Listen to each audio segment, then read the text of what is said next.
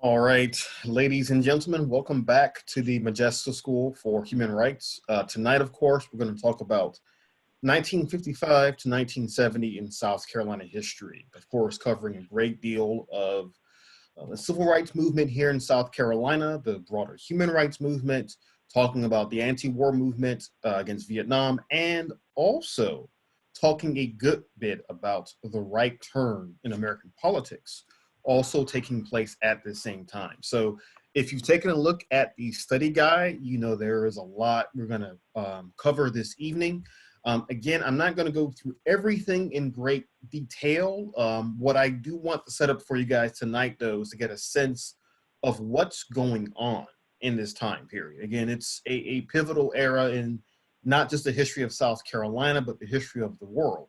And to get us started this evening, because as I know more folks are logging in and getting in right now, I do want to bring your attention to the date. Today is April 27th. On this date in 1927, Coretta Scott was born. And I think that's actually a good jumping off place tonight for us to talk about this time period. I think it is funny, by the way, how the class schedule just so happens to coincide with some really interesting birthdays and events in U.S. history. And Coretta Scott's birth is a good example of that. I actually want, before we get to 1955, I do want to, for a minute or two, take a brief step backwards in time, because this actually involves Coretta Scott. So I'm going to go ahead and share my screen. I know more folks are logging in right now.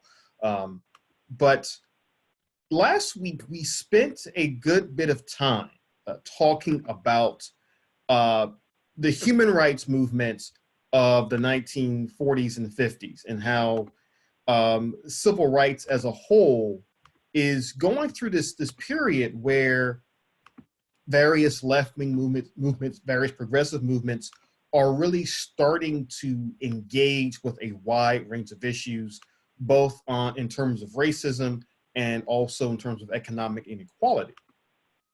And I think I'd be remiss if I did not at least very briefly mention the Progressive Party from 1948. I was going to mention them last week, we ran out of time, but some of Coretta Scott's earliest activism, we often think of her as being the wife of Martin Luther King Jr. or being involved in the civil rights movement, which she certainly was. But some of her earliest activism was actually being part of the Progressive Party, which ran in 1948 as an independent third party on a platform of civil rights at home and of peace abroad. They were really determined to try to avoid a Cold War with the Soviet Union. Now, I mention them because, as Brett has mentioned a couple of times in the last few classes, the 40s and 50s, we really begin to see a shift in human rights activism in the US, where in, say, the mid to late 1940s, many civil rights activists like your W.B. Du Bois's, your Paul Robesons, your Ella Bakers, so on and so forth, these men and women, when they're talking about civil rights at home, they're really centering it within a larger radical critique of the world around them. I mentioned Du Bois's Behold the Land speech last week. You could think about Ella Baker's attempts, and by the way, she was one of the chief organizers for the NAACP in the 1940s, and Baker was really convinced that the NAACP's legal strategy was a good idea, but it wasn't enough. She was much more invested in grassroots activism. A lot of these folks, however, and Jessica Simkins herself would later say this and talk about it, a lot of these folks did work with people who may have regarded themselves as communists, may have been part of the Communist Party and so forth. And this would really come back to hurt a lot of people in the 40s and 50s as the second Red Scare gets underway. The Progressive Party is certainly no different. Some of the folks involved in the party certainly have links to the Communist Party of the US. They may be socialists, maybe fellow travelers. But what's important about the Progressive Party is that in many ways, they have been largely erased from American history. And when we talk about the late 1940s and the election of 1948, we tend to talk about the States' Rights Party, the Dixiecrats. the people who left the Democratic Party in 1948 in an attempt to really get the Democratic Party to talk less about civil rights. And of course, in that year's election, their nominee for president is South Carolina's own Strom Thurmond. And as you can see from this poster, they're talking about getting in the fight for states' rights. Now, the states' rights Democrats or Dixiecrats knew they were not going to win a national election. Their hope was to force the presidential election into a statistical tie in the Electoral College, at least to a place where no major party candidate got enough votes to win single-handedly. They hoped to push the election into the House where they could win concessions from both parties to stop the trend of being more supportive of civil rights. What's funny though, and this is why electoral maps are a bit deceiving, because Henry Wallace, by the way, was the nominee for the Progressive Party, is that if you look at the sheer number of votes in 1948, the Progressive Party got around 2 million votes nationally. So did the Dixiecrats. And yet, we often think of the Dixiecrats having a bigger impact on history because they actually won several Southern states in the general election.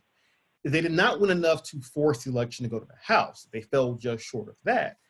But I point out the Progressive Party's strengths not just because of the fact that it shows that there is this progressive base within the US still trying to fight for a better tomorrow, but the Progressive Party becomes a place where folks like a young Coretta Scott, where many other activists for the first time in their lives are thinking to themselves, hey, wait a minute, we might have something here. We might be able to make a difference after all. But then, of course, the second Red Scare really, at least for the moment, pushes a lot of that to the back burner. So when we get to 1955, there is still this hopefulness in the air, thanks to the Brown v. Board decision, but there's also a massive amount of backlash. So I just wanted to mention that briefly before really getting started with tonight's lecture in depth. And if you have some time this evening, if you have a cake in the house or a nice strong beverage, have some for Coretta Scott, because she was also an important part of a lot of the stories we're talking about in this class. Okay, so Brett, you have anything to add to that? I just wanted to point out to people that the little banner that Coretta is holding, happy birthday, Coretta, that Henry Wallace and Glenn Taylor were candidates that were very much supported by the South Carolina Progressive Democratic Party, to the degree that Ms. Simkins was the prime mover in having Glenn Taylor as the vice presidential candidate be the keynote speaker at the last conference of the Southern Negro Youth Congress in Birmingham. And Mr. Taylor was arrested there for going in the wrong door. He went in the colored door by Bull Connor. And so that made international news that Mr. Taylor, the Progressive Party vice presidential candidate, a sitting US Senator, was arrested trying to speak in a segregated situation. And so this is something that certainly that Coretta knew at that time and was general knowledge, though it has been forgotten so many years later. That's it, Robert. Yeah, and I think, again, what one of the things that I think folks can take from the Modjeska School is how so many of these movements are tied together, right? And how so many of these movements still reverberate today. If you ever have a chance to look up the Progressive Party's platform, you should, because a lot of what they're talking about in 1948, universal health insurance, guaranteed quality education, desegregation education, and so forth, these things are still issues we're grappling with today in 2020. Now, speaking of which, Brett mentioned a moment ago the Southern Negro Youth Congress, and we were talking a lot about them last week, right? That group lasts from 1937 to 1949, and we've talked a great deal about how many of these groups in the 30s and 40s were making systemic critiques of both racism and capitalism in American society. And yet, SNCC and these other groups associated with them, we don't really hear much about them by the 1950s. And so I think there is a valid question to be asked, which is, well, what happened to these groups? What happened to these people? And as I mentioned before, the second Red Scare, and again, I think a lot of you probably heard the second Red Scare in terms of Senator Joseph McCarthy's accusing people of being communist and so forth. But you cannot separate that from the fact that the Red Scare was used by many politicians, not just in the South, but across the country, to also put a serious clamp on talking about civil rights and talking more holistically about human rights as well. The best example I can think of is actually the NAACP, which NAACP in the 1940s even has among its ranks people making systemic critiques of European colonialism in Africa. It has people making critiques of our rush towards a Cold War with the Soviet Union. By 1950, most of those folks are out of the organization. W.B. Du Bois has been fired from the NAACP once again. Paul Robeson is persona non grata amongst more liberal civil rights activists. As Brett has alluded to time and again, what you're seeing in the early 1950s is that if you wanted to be involved in civil rights activism, especially in South Carolina and across the South, you had to essentially make a choice. Were you going to continue making the critiques that are being made in the 40s about the shared struggles of fighting against militarism, racism, and capitalism, or were you going to take a different route and talk about civil rights in a certain narrow picture? And I don't want to make it seem as though that was easy unto itself. It certainly was not.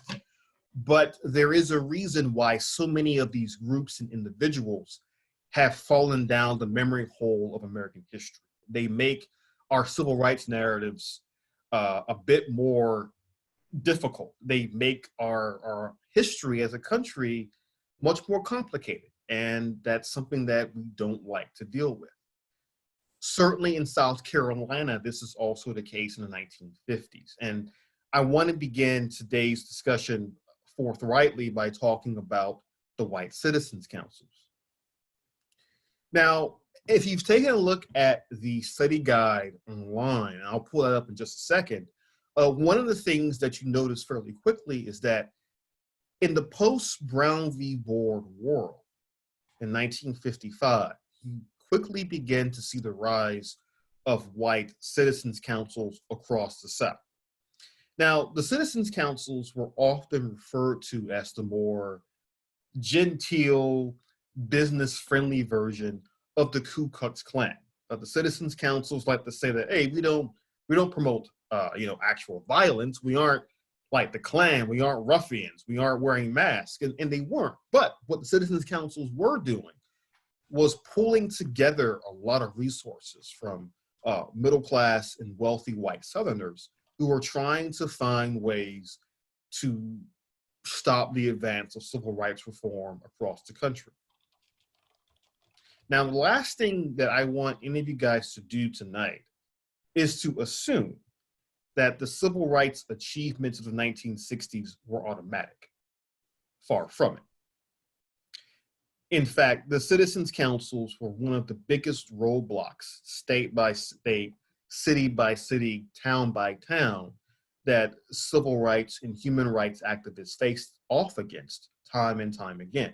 In South Carolina, the white citizens councils were all over the state, but they were headed in Orangeburg County. This was their headquarters for all intents and purposes. Now, I will say, just as a quick, brief aside, as someone whose career has taken him to Orangeburg and to Claflin University, when I first learned that the white citizens councils were based in Orangeburg, suffice to say, I'm glad no one heard what I had to say at that moment, but I digress. The thing about the citizens councils, though, is that, as you can see here from the little placard you see before you, their logo includes both the American flag and the Confederate flag. Talk about states' rights and racial integrity. You really want to think, though, about how the citizens councils fit into a larger narrative of American history, especially in the South. of opposition to civil rights and equality before the law. If you think back to this semester, we talked about the red shirts, talked about the Mississippi Plan, we talked even before that about ideas of how the Constitution can be used to hurt federal rights and really shore up the idea of states' rights and so forth. The citizens' councils are another way that the South is really trying to figure out a strategy to fight against civil rights reform, right? And these citizens' councils are going to become very popular across the South. The biggest chapters are Mississippi, but in South Carolina, their presence is felt all over the place.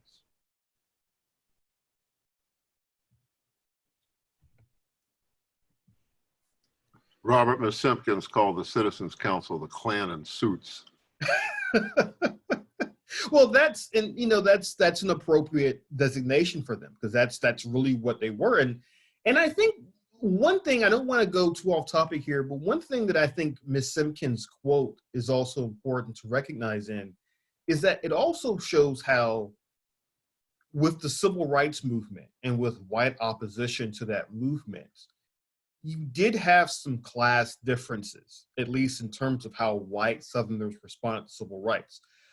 There's this perception that the folks doing the killing and the shooting and beatings across the South were poor white Southerners. That it was poor whites who were committing all these crimes, these murders, etc. But the white citizens councils were sometimes giving tacit approval. Certainly, they were the ones who were really running the show at a lot of city halls across the South and doing considerable damage to thousands of African Americans, both those who were involved in the movement and those who weren't involved in the movement. It's really important to underscore the fact that white supremacy was the law of the land. I mean, you didn't have to be some kind of person that we perceive now as someone that's being really antisocial and off the charts in terms of being a bigot or a racist. It was a given. Yeah. And when Thurman ran for president in '48, there's some incredible pictures of him leading this march out of the Democratic Convention, National Democratic Convention, behind a sea of Confederate flags. And it was '61, during the 100th anniversary of the Civil War. On April 12th, they had the event in Charleston, because April 12th, 1861 was where the Citadel Cadets fired on Fort Sumter. And they had the national conference there had been, all over the country, people had been working on this, including people of color in northern states that had been involved. Their relatives had been involved, and some people of color in the South. And so it had been a multiracial national celebration a recognition 100 years after the Civil War.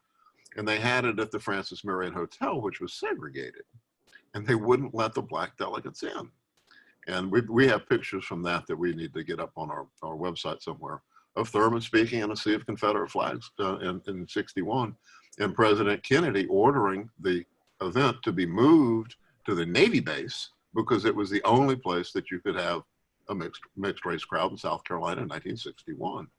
And so South Carolina led a secession movement on the 100th anniversary of the Civil War and separated themselves from the national celebration of the Civil War. I thought that was an interesting tidbit of history, Robert. Excuse me.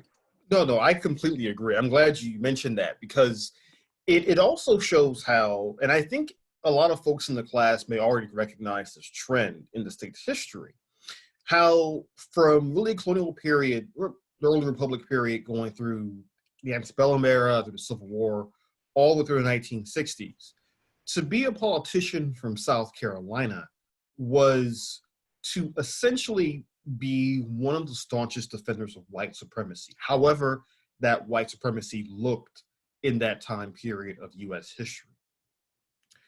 And so this brings me to talking about two figures that I think most folks in this class may have heard of, Strom Thurmond, who was governor and later senator from South Carolina, and Ernest Fritz Hollings, who was governor and later senator from South Carolina. Now, both of these men, they were certainly key representations of South Carolina in a regional and national level. Now, of course, Thurmond was governor of South Carolina in the 1940s. He would run for president as a Dixiecrat. Later became a long-standing senator from the state, so much so that when I was a kid growing up in neighboring Georgia, I lived during an era where Strom Thurmond was in the Senate in the 1990s and early 2000s. It seemed like he was immortal or close to it. But Thurmond is really important to tonight's story in a couple of ways. Not only is Thurmond important in terms of talking about opposition to civil rights. In 1957, he leads a 24-hour filibuster on the floor of the Senate opposing the 1957 Civil Rights Act. But Thurmond also becomes one of the chief architects of pulling the South into the fold of the Republican Party. We'll talk about that more in a bit, but I do want to set that up for you right now, that Strom Thurmond is an ardent opponent of segregation, as Dr. Gallman has pointed out in the comments, that he was a daytime segregationist, so certainly his segregationist credentials were largely political in terms of his own personal relationships with Black women specifically. That is a different story, albeit another tragic story of how white supremacy works and controls people in the South. Robert, before we move off this era of the Citizens Council, I want to point out that in the reading right below the nice reading on the Citizens Council is a note about the South Carolina Citizens Committee. Yes. And it's I find it quite delightful to know that Modjeska was making a way out of no way, in the sense of when the NAACP was being attempted to be shut down by people being fired for being members of the NAACP. She was the prime mover in starting this group called the South Carolina Citizens Committee, which was a play on the White Citizens Council. And she referred to it as a shadow NAACP to carry on the work. And then that she spun off the Richland County Citizens Committee after she got purged from the NAACP, but we'll talk about that when we get closer to 1957. And do want to mention to people that when Robert says that somebody's chatting, it's because they knew to click the little chat button on their screen, and everybody pops up and you can choose who you want to chat with. And you can say snide things about me and Robert, or you can talk to everyone, or you can say snide things about me to everyone. But don't miss that opportunity to be able to ask questions to Robert as you're going on, or to talk with each other. Thank you, Robert. Yeah, and certainly with the chat button, I really encourage you guys to use it. I will say with the chat feature, it is sometimes hard to see when it's popping up as I'm giving the lecture, but I'm always do my best to try to get to it. And so if you've not taken a look at the chat right now, there's some very interesting discussions, about the Confederate flag and its history on the State House grounds, the Capitol building in South Carolina, and B, how the Citizens Council still has a legacy in Orangeburg to this day in 2020. And certainly Orangeburg as a location will come up again later on tonight in our conversation as well. But I'm glad Brett also mentioned the Citizens Committee, right? And you want to think about the fact that groups like the Citizens Committee were really trying to pick up the slack in the face of the fact that the NAACP was really being hit hard in the state and across the South in the 50s. Years of organizing, years of attempts at grassroots organizing across the South for the NAACP were quickly running up against severe opposition from Southern state governments, including, of course, here in South Carolina. Now, the thing about Thurmond and Hollings that I want to point out is that both of these men were Southern Democrats. Both of these men were doing their best to uphold segregation in South Carolina. But the way in which they go about it, like, gradually pushes them apart in some key ways. Thurman, of course, is going to be an ardent opponent of desegregation right up to the point where it is no longer politically tenable to do so. Hollings, on the other hand, when he becomes governor of the state in 1959, he initially continues the states' rights line, but over time, by 1963, Hollings himself just admits that, okay, there really isn't much more for us to do in the court system, at least in terms of keeping the state's colleges and universities all white. These are two men who are going to have long and distinguished political careers, but those careers we really should not separate from this era of segregation, this era of resistance to civil rights reform.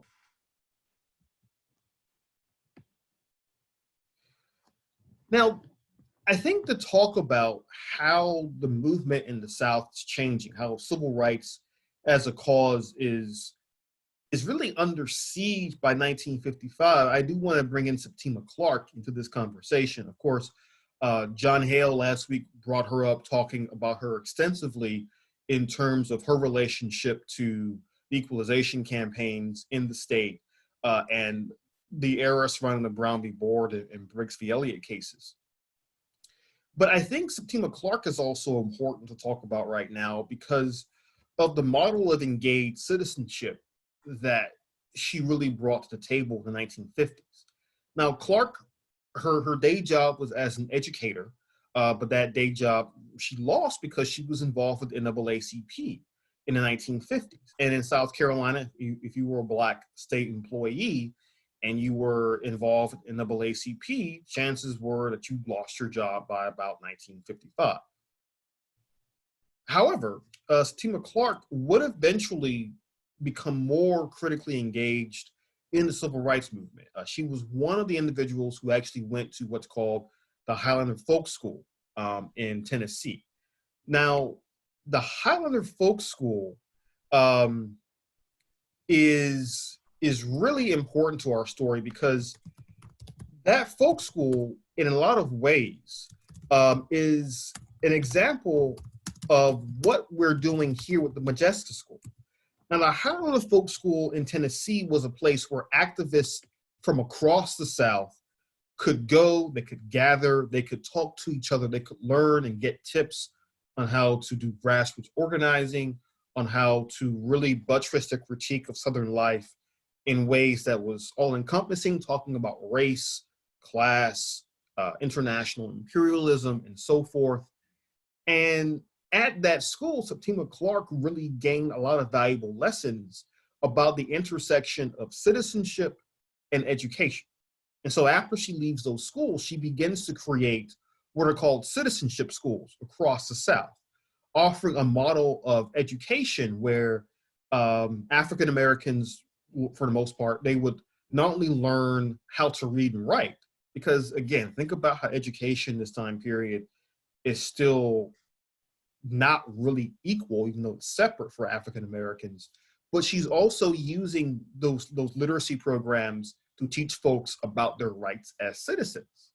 Now, this becomes very valuable when you start pushing more African Americans to exercise their rights to vote, to exercise their rights to a quality education, and so forth. And you think about what we're doing in the Modjeska School. Now, everyone here in the Modjeska School has the time, has the wherewithal to take time to learn more about the state's history. But as activists and as citizens, what you're all also doing is taking it upon yourselves to make those connections between education and citizenship that is really a hallmark of activism.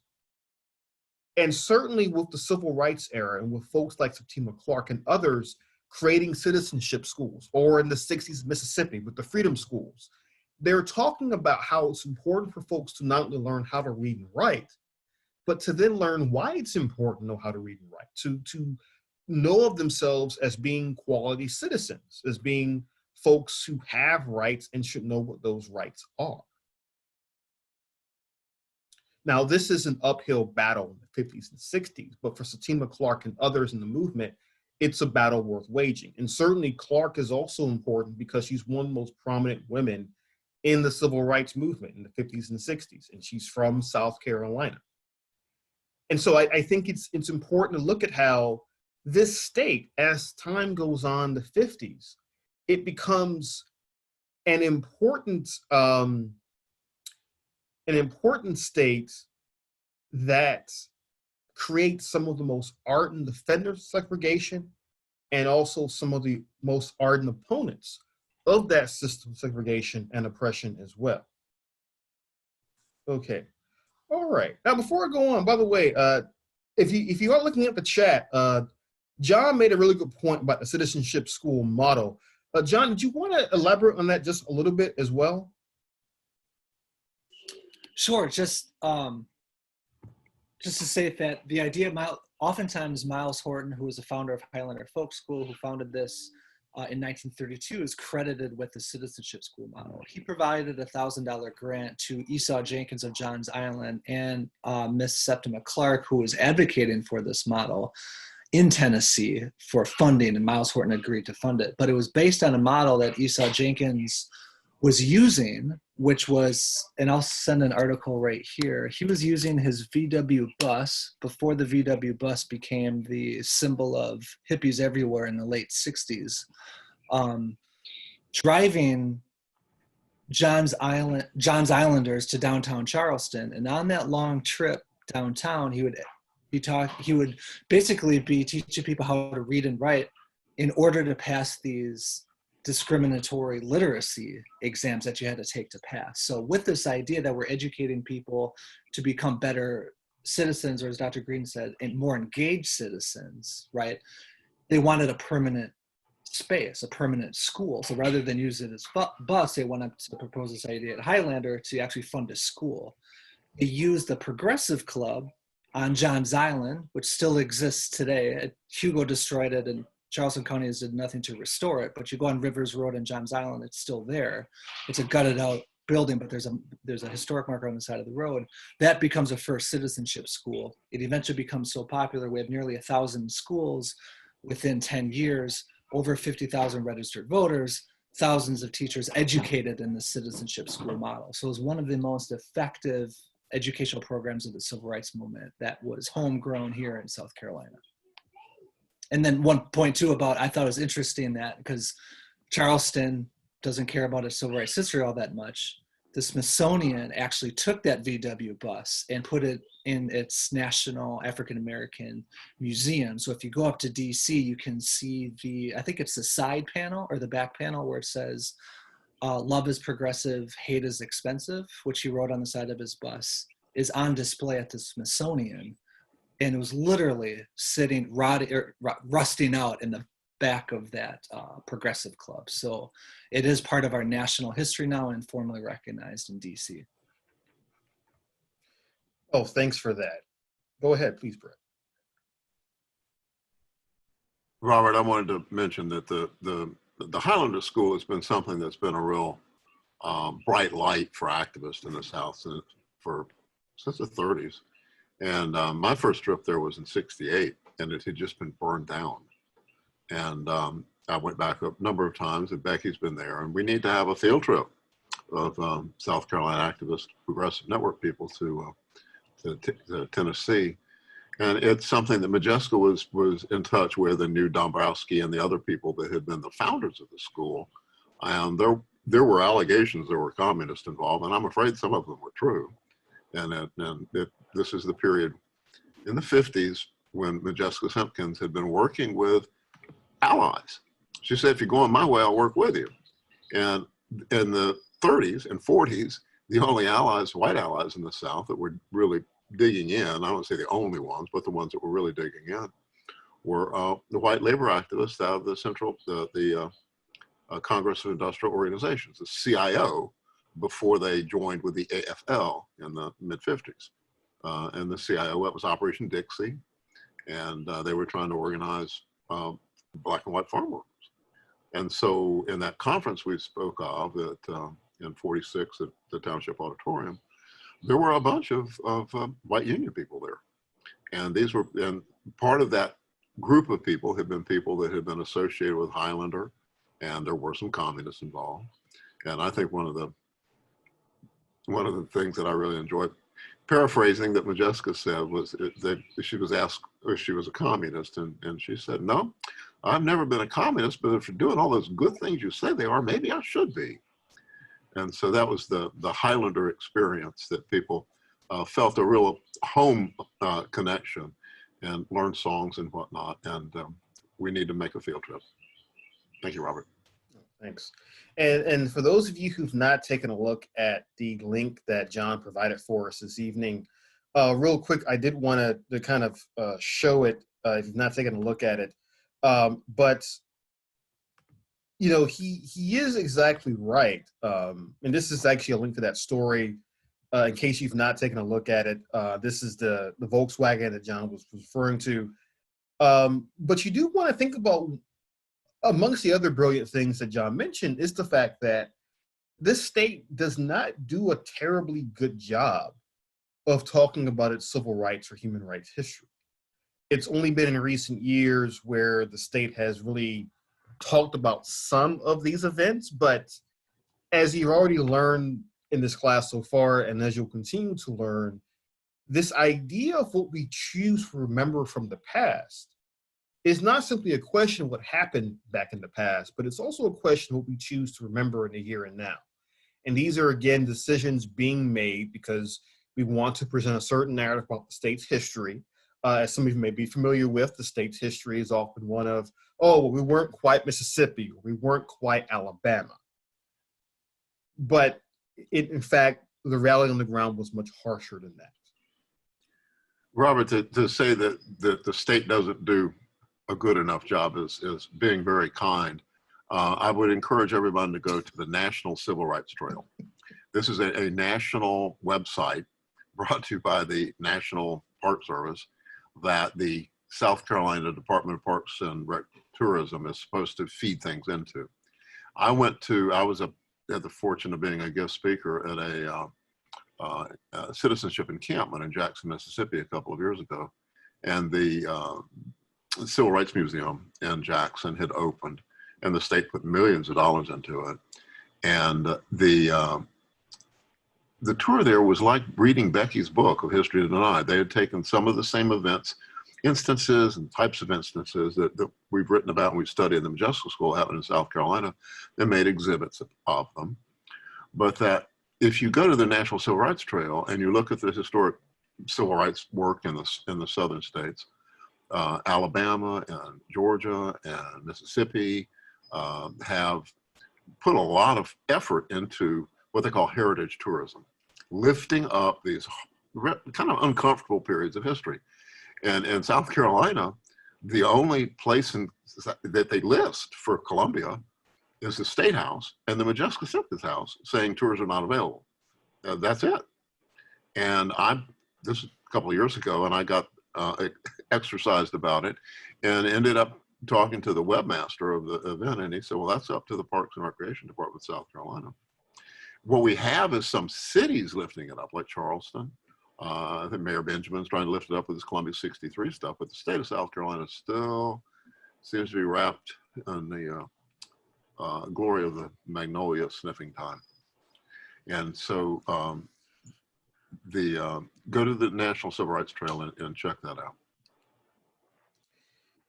All right. So on that note, I do want to kind of segue a bit because, again, you know, as the 1950s goes forward, we're seeing more and more sustained activism on the ground all across the South that takes a variety of forms. But by 1960, of course, the most visible form of protest you're seeing on the ground is, of course, from young African-American students. And this is where I'm bringing our story to next. Where was I? Oh, yes, okay. So the thing about the movement in South Carolina is that by 1960, 61, what you're beginning to see, as you're seeing all across the South, is more and more young African-American college students getting involved in the movement. Now, a couple of quick things I want to say about this. Number one of the reasons it's happening in 1960-61 is that a lot of these students grew up in the 50s. They grew up with the promise of Brown v. Board, but they also grew up with the disappointment over the murder of Emmett Till in 1955. If you go back and read any memoir by a civil rights activist who was operating in this time period, especially those who were younger, they will tell you when they heard about what happened to Emmett Till and the fact that his murderers went to trial and then were not brought to justice, for a lot of them, that was something that really fired them up and really pushed them into becoming activists by the early 1960s. Secondly, in 1960, you do have people like Ella Baker who are really trying to push young Black college students to form their own organization, to get involved in activism in their own way, and to really think about what that activism can look like without it being in the shadow of Martin Luther King Jr. and the Southern Christian Leadership Council. So instead, they form the other SNCC, the SNCC that I think most of us have heard of, the Student Nonviolent Coordinating Committee.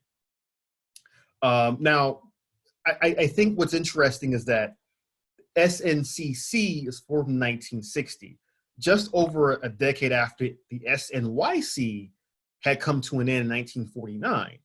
And yet many of the folks involved in the creation of the second SNCC had not heard of the first SNCC because, again, that history had been downplayed in just a decade.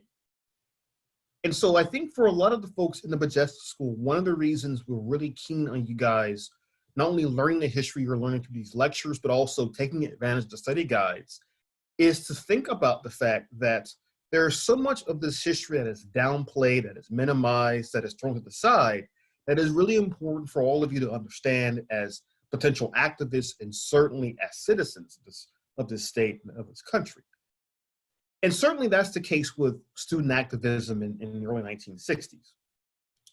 In Columbia, South Carolina, you have students at Allen and Benedict who are getting involved in activism fairly quickly. They are following the path being blazed by students in Greensboro, North Carolina, with their sit-ins at Woolworths and other lunch counters and places like that. You're seeing the same kind of strategies being utilized in Columbia and across South Carolina. You also want to think about the fact that in South Carolina in 1960, and especially 1961, younger activists are taking freedom rides through the state of South Carolina. And so we all think of the freedom rides as this attempt by young activists to see if these bus facilities, these rest stops, were actually desegregated as they were supposed to be. And if you listen to any account of the freedom rides in 1961, the accounts often start by talking about how their first real sustained opposition that they encountered was actually in Rock Hill, South Carolina. And then as they went further south, it got worse and worse and worse. Now, speaking of remembering the state's past, I have this photograph here from the commemoration of the marker that's on Main Street for the Bowie versus City of Columbia case, which was a trial that gets to the Supreme Court that starts because of a sit-in at an Eckert's lunch counter in Columbia in 1960. This sit-in happened shortly after the sit-ins in Greensboro, North Carolina.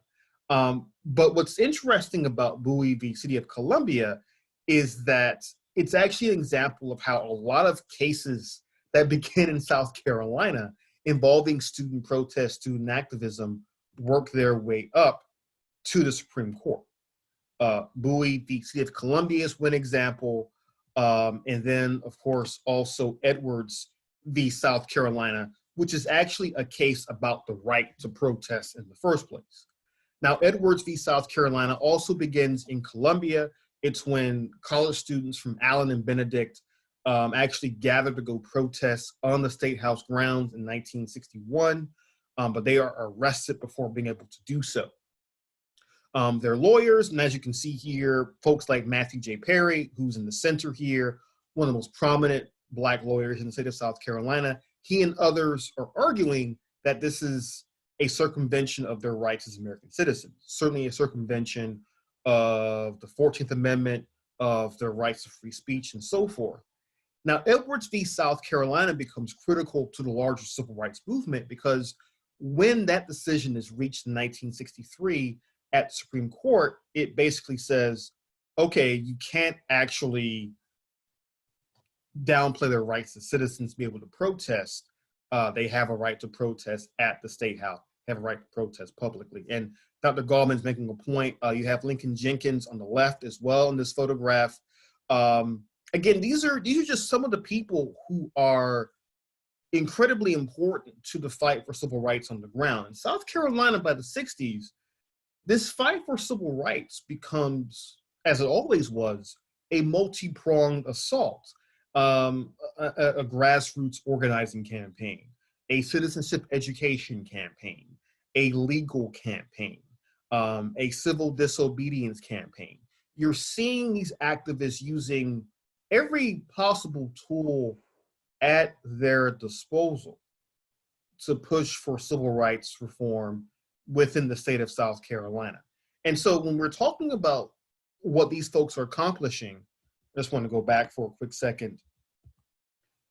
You do want to keep in mind that by this point, Fritz Hollings is governor of South Carolina, and he's certainly feeling the pressure, both on a state level and on a national level, in terms of civil rights reform. Okay, so any questions before I move on? Robert, we've moved on to the 60s, and I wanted to point out something that happened in the 50s into the 60s. I was like, I'm hearing the echo. All right, John, I gotta get up. Somebody needs to be muted there.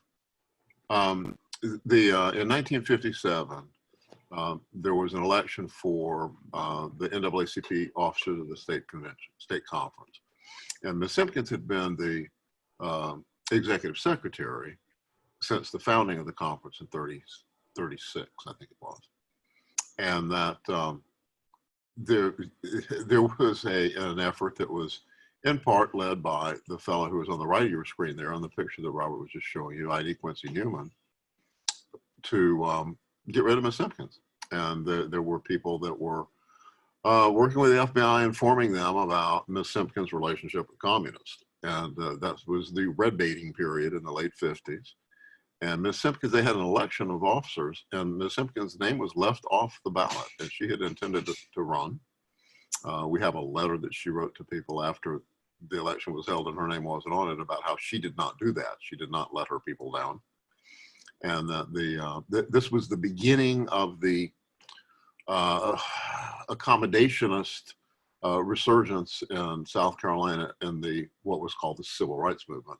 As Roberts pointed out, there was a class consciousness in the early NAACP in South Carolina that had the same kind of global perspective and a militant analysis. Militant means they stand up and speak up for rights that are granted you as a human being, for human rights, not just civil rights that the government grants you grudgingly and can take away. And so that segue from the militant human rights movement to the civil rights movement was at that period, 57, 58, 59, and that it's never gone away. It's never gone away. That there were people, Newman, I have a newspaper clipping when he was the candidate in 1970 when they opened up the Democratic Party after the United Citizens Party, which we'll get into in a minute. And they referred to Reverend Newman as a more acceptable Black leader. And so that's what, that was the change that we're still living under. Robert, I'm sorry, you were taking questions. Robert, I was just going to Go ahead. To add that part of the teaching of this history, the challenge to teaching is often the question of how to have individuals really understand the poignancy, and give them ways in which they can really connect with the history. And I think one effective way I've done that in my classes is particularly to display some of the works and photographs and books by Cecil Williams. And I know we have likely mentioned Cecil Williams before in this class, in terms of Mr. Williams being literally a first-hand observer from being a little boy to a grown man, photographing many of these important elements to South Carolina history with his little, what do they call it, sort of brown box camera to, capturing Thurgood Marshall getting off the train and sort of various sort of aspects. So that's just raising one way for others to really kind of understand this history. I think, having seen aspects of this history also in the photographic display by Bobby Donaldson in his Civil Rights Museum, which I know we've also talked about. The Justice for All exhibit is also on digital display. You can actually, even though it's been right now it's difficult for it to do a tour around the state, which is what he has plans to do. But you can actually go up and see many of these photographs that relate directly to the student activism, to the activism of the civil rights attorneys, to ordinary folk, and grassroots activism throughout this period. So I'm just raising that as sort of resources that folk can call upon to further visit with this history and share it with others. Thank you for that. No, and I think Cecil Williams' book, and I hope folks follow the link that Todd has provided to us this evening. That is a wonderful book. It has a lot of great photographs. And actually what's funny is speaking of tools used in the classroom, I have at times even used the Google Books archives of Ebony and Jet magazine from this time period to also further show what we're talking about here. Because again, the thing about history that I think is important to remember is that folks once lived through it. And so they encounter that history in a variety of ways. Real quick before I get back to our discussion this evening, I do want to direct your attention to the Justice for All online exhibit, because it is really good to look at. It's a great tool. I'm going to share my screen for this real quick. If you go online, and I'll leave the URL in the chat as well, because it is an excellent tool. It's one of those websites that if you go on it, it's very easy to just get lost in for hours and hours looking at everything. And certainly one of the things that Todd was talking about a moment ago is how you can see so much of the movement through the eyes of people who were living it. And by the way, if you look at how it's divided up, it even illustrates what we're talking about this evening with how the movement changed over time, how you have a section on voting rights, a section on economic rights, a section on the legacy of the movement right here, a section on public demonstrations. And so you get to see some of the images of people who were involved with the movement. One of my favorite photos is actually from Main Street. Let's see, so just like a really quick look.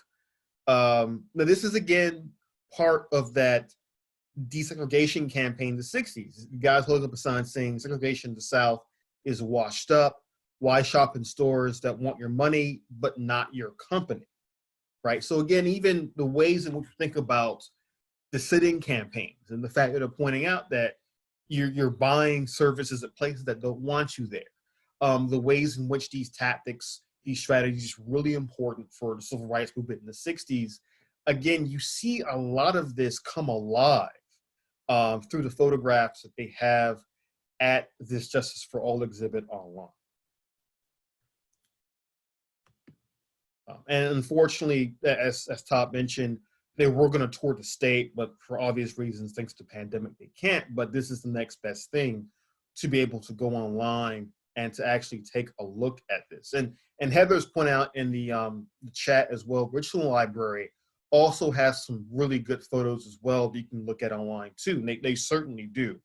I think last year or 2 years ago, they even had a public exhibit at the public library downtown of some of Cecil Williams' photographs, I believe, from this time period too. So again, there is, as Todd and as John and as Brett have all mentioned this evening, there is a rich history of civil rights and human rights activism here in South Carolina that is all around us. It's just not highlighted as much as it perhaps could be. But I think local government here is trying to, Bobby Donaldson at USC is certainly doing the lion's share of work and trying to get that across to people. There is a rich history of activism here in the state of South Carolina. Yeah, and the one other thing I'll just highlight, because very much of what you've just said is more of an amen to what you said, Robert, in the sense that what pricked my consciousness about this whole question of South Carolina, I've been here almost 20 years now, and I always had a suspicion there was more to the South Carolina story than had been let on. But what pricked my consciousness is hearing Cecil Williams many years ago, talking with Cleveland Sellers many years ago, to say there's the unwritten aspects of the origins of parts of the civil rights movement found in South Carolina. Aspects of movements that occurred in Orangeburg. Aspects of boycotts that occurred even before Montgomery, that you would find in a broad sense, that you would find in South Carolina even prior to, and that you had this. You even had, of course, activists talking among each other and sharing stories, sharing lessons, sharing strategies and tactics. So South Carolina was in part of this rich dialogue, like with Miss Clark, with Miss Simkins, sort of an array of individuals in rich dialogue with all these other activists. They were connected to the network. And so there's probably more books to be written about the aspects, the South Carolina origins of the civil rights movement. Robert, I have to lift up something that that evidences the resistance to talking about history. The flag coming down in 2000, part of the compromise that was worked out was a African-American monument on the State House grounds. Little known big fight was the exclusion of Denmark Vesey from that monument, because he was a terrorist to them white crackers at the State House, but he was a freedom fighter, to people that were oppressed. And so, how that is, one man's terrorist is another man's freedom fighter. But that it kind of exemplifies the control that the dominant party, has been at least since 1877, have been the rich white guys that didn't really lose the war and have reestablished that foothold. And I wanted to mention another element before we go on past the 50s, is that in 1950, first let me say that in 2008, Ms.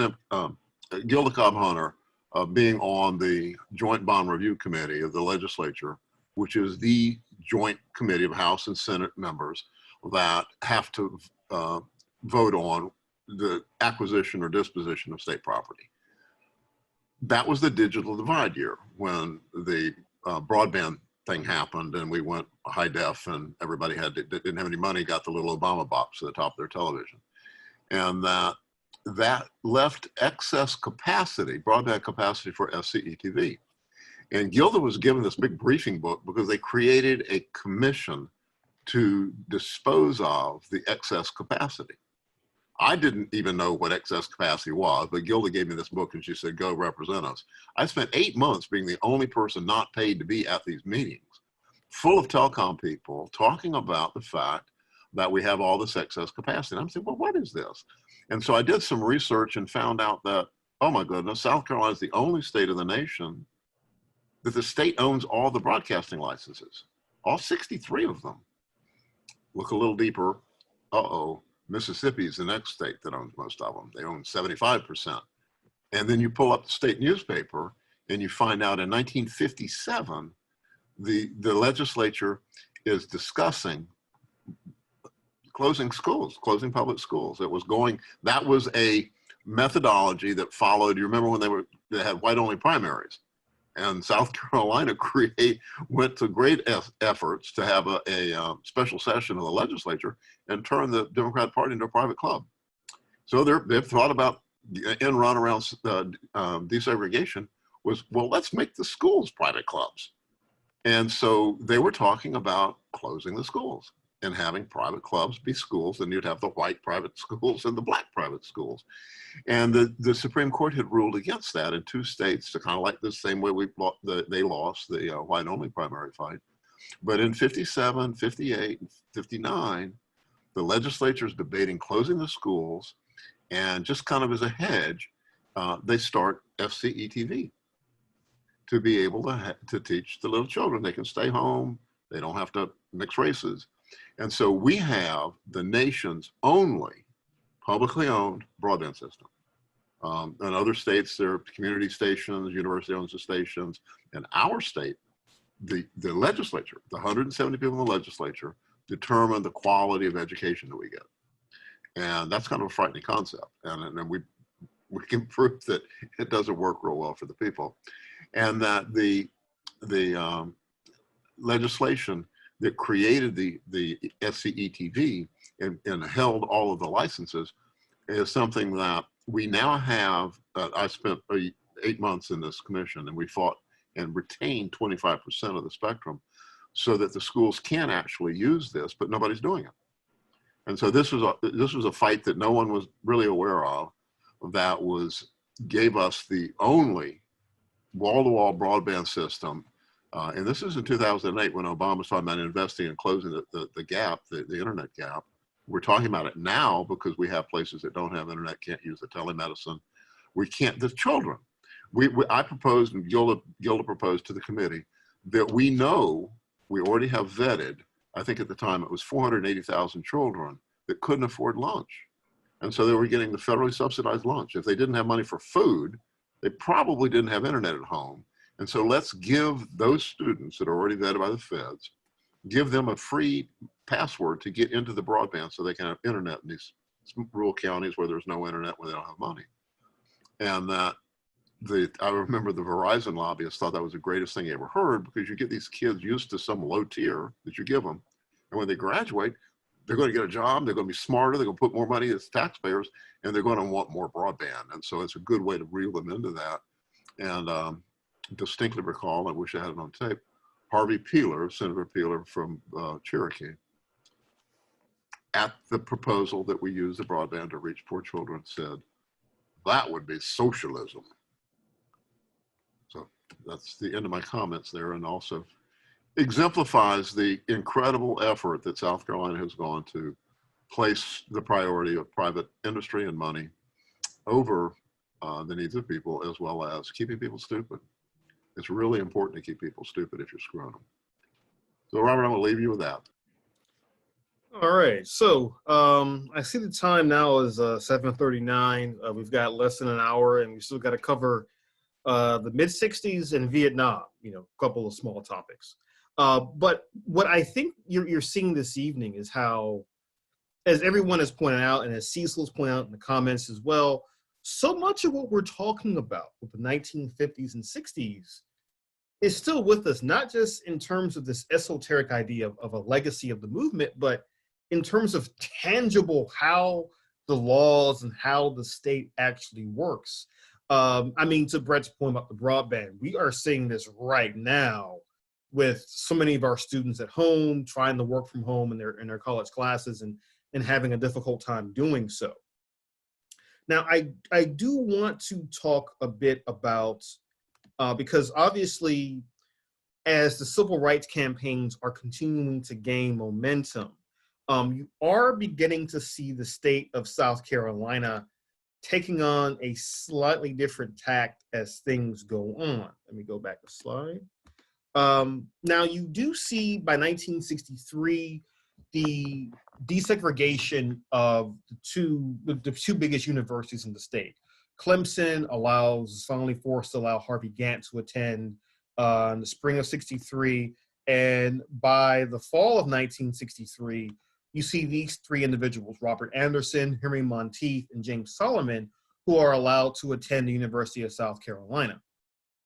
Now, the thing about the desegregation of Clemson and USC is that, like so much else that has occurred in the state's history, it is couched in this idea that it happened peacefully, that unlike at, say, Ole Miss in 1962 or Alabama in 1958, there was no violence on these college campuses.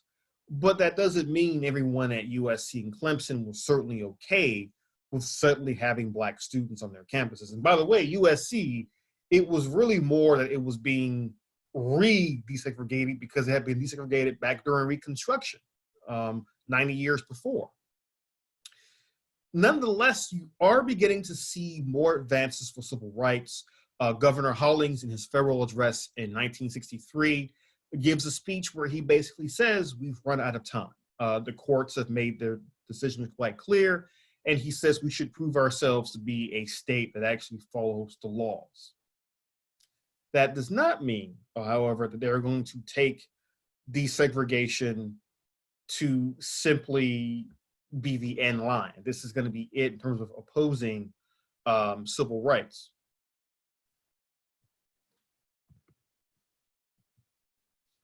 And this actually brings me back to how the state of South Carolina is now another important incubation place for so many important ideas in the history of the American right, in the history of American conservatism. In the early 60s, you are beginning to hear from more conservative activists on the ground across the country, but especially in the South, that it was high time for white Southerners to leave the Democratic Party. At first, these voices are but a trickle in the 1930s and 40s. In 1948, they gained some voice with the Dixiecrats. But by the 1960s, folks like Roger Milliken, who was a textile magnate from South Carolina, he is beginning to fund right-wing attempts to push the Republican Party in a more conservative direction. He actually funds attempts to get Barry Goldwater, the conservative senator from Arizona, to run for president in 1964. And certainly Milliken, providing millions of dollars to fund these efforts, he's actually one of the most important people that we don't really talk about in this time period in US history. As civil rights activists are beginning to make more gains nationally, there is this building tide of white backlash that many white Southerners are saying means, you know, we've been voting Democratic since Reconstruction. Perhaps it is time for us to now look at the Republican Party as being our more viable option. Now, there is some interesting talk, and forgive me, I'm a political historian, so this is some of my bag here, but in the 1950s and 60s, there are a lot of conservative activists who are even talking about creating a conservative third party, because to them, neither the Democrats nor the Republicans seem to be conservative enough on a wide range of issues. But eventually, many of those folks like Roger Milliken, Jesse Helms in North Carolina, and others, they target the GOP as their best vehicle to create a new, more resurgent brand of conservatism that will take on issues of both domestic policy in terms of the civil rights movement, but also taking on foreign policy concerns about the Cold War, for example. But how do you do this? Obviously, Goldwater is the first vehicle for this. As senator from Arizona, Goldwater is one of the few Republicans to vote against the 1964 Civil Rights Act. In the fall of 64, Goldwater loses in a landslide. But conservatives are saying, you know what, we could actually learn some lessons from Goldwater, including folks like Harry Dent. Now, Harry Dent was one of Strom Thurmond's closest aides in the 60s. So, you know, as Brett and Cecil and others have pointed out, if you think about South Carolina's political history, you think about the fact that Strom Thurmond is being influenced by folks folks who are close to Jimmy Burns, how Jimmy Burns is influenced by politicians from the early 20th century, how they're influenced by Ben Tillman, how John C. Calhoun's shadow looms over all of this. And so Dent is picking up that tradition of South Carolina being at the heart of conservative ideology in the US, in this case, in the mid-20th century. Now, Harry Dent, he works for Strom Thurmond, and he later works with some guy you may have heard of named Richard Nixon to try to craft a strategy that will help the Republican Party make significant inroads into the South in the 1960s. Now, Dent's strategy comes to be known as the Southern strategy, this way of speaking to and gaining millions of white Southern votes at the expense of the Democratic Party. Now, it pays significant dividends. In 1964, and again, this is a quick map from that time period, in 64, Goldwater and a more right-wing GOP, they only win 5 states and Goldwater's home state of Arizona. And yet, as you notice, one of those 5 southern states is South Carolina. Strom Thurmond actually leaves the Democratic Party formally in 1964, joins the Republicans, and Thurmond becomes one of the chief kingmakers in the GOP in the mid to late 60s. But by 1968, that Southern strategy is beginning to pay off. It's a Southern strategy that really works around the fact that they, by 1968, aren't using these overtly racist appeals for votes so much as they're talking about things like lower taxes, talking about things like Nixon saying, well, you know, civil rights is a good thing. It's a good idea, but affirmative action, no, that's too far. Really couching it in terms that are palatable to millions of white moderates who, by the mid to late 60s, have certainly tired of the civil rights movement and have also become very fearful of its cousin, the Black Power movement. And so what you're seeing is that Harry Dent and others, they're using these law and order strategies. They're using these ideas that have really come to define American politics for the last 60 years or so. Okay, and as you can see in the comments, both Todd and John have also added to this some really good comments about how this looks, how it looks different, how, as Todd points out, this law and order idea that Nixon's bringing up in 68 is certainly part of the Southern strategy. And then John points out the fact that folks are becoming increasingly opposed to busing. And we'll always talk more about busing in our next class, because there's actually an event in South Carolina in the early 70s that really involves the busing campaign. Robert, Yes. I was looking, we had the actual audio interview that Lee Atwater did with the Navy posted here, but wanted to talk about that kind of linear line of South Carolina's influence on what could just be simply seen as the new way to talk about white supremacy. That Nixon and Harry Dent's from Columbia. He was Nixon's consigliere, the lawyer who kind of formulated his policies, and he came up with a Southern strategy that was really looking at a law and order issue.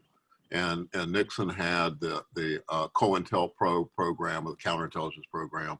This is at a time when I'm a political activist, and they're ratcheting up the federal and state capabilities to be able to resist this terrorism from within by people that are, you know, subversives, and the Black Panthers and SDS and all that stuff. And so they were cracking then on the people that had been working for liberation going back to forever, Martin Easy, and that, so that was about law and order. That was Nixon's new Jim Crow. And as you move forward, we encounter Harry Dent's acolyte, Lee Atwater.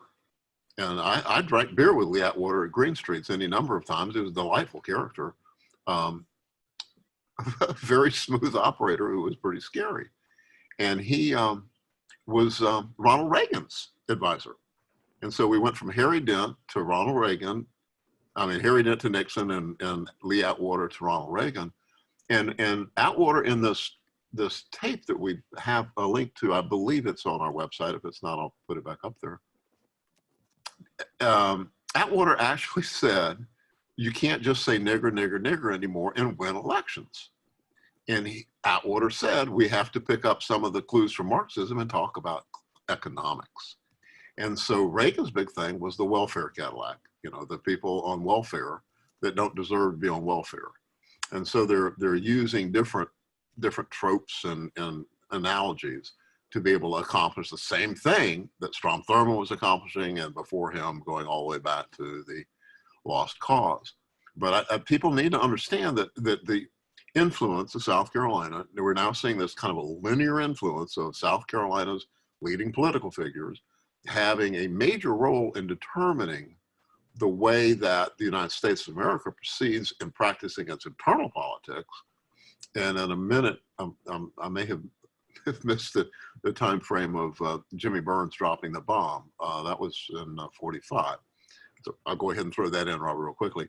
That the fact that the Cold War became a huge issue after World War II is directly related to Jimmy Burns, who was everything in South Carolina. And when he was governor of South Carolina, that he was a leading segregationist. But when he was Secretary of State in 1945, working with Truman after Roosevelt died, Burns was the party, the only party. There's a number of books on this that substantiated my earlier concerns, that Burns was the party that argued we need to drop the bomb on civilians, and that the scientists were against it, the Joint Chiefs of Staff were against it, and everybody basically on Truman's cabinet were against it, and Burns won the argument. And we've dropped the bomb on Hiroshima and Nagasaki, thereby kind of like generating a global, conflict with the Soviet Union that went on for years. But remember, Burns had been, previous to that, one of the big proponents of the Red Scare. And so that segue from liberation of Black people being something that was an indigenous concern to blaming it on the outside influence of the communists, that was Jimmy Burns. And we move into Nixon, and we move into Reagan. And all of that is influenced by the leading politicians from South Carolina. So that's your lesson, kids. Pay attention. Thank you. And to add to what Brett mentioned, I think I've actually found that video you were talking about, the interview that Lee Atwater did. I'm going to try to play it. Let me go ahead and share my screen real quick. And it's only about a minute and 40 seconds. Let me see. Let's see if this will work. Give me one quick second.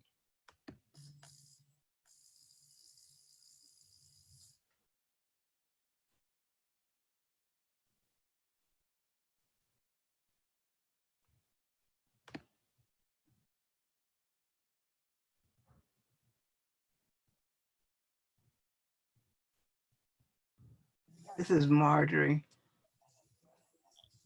Can you hear me?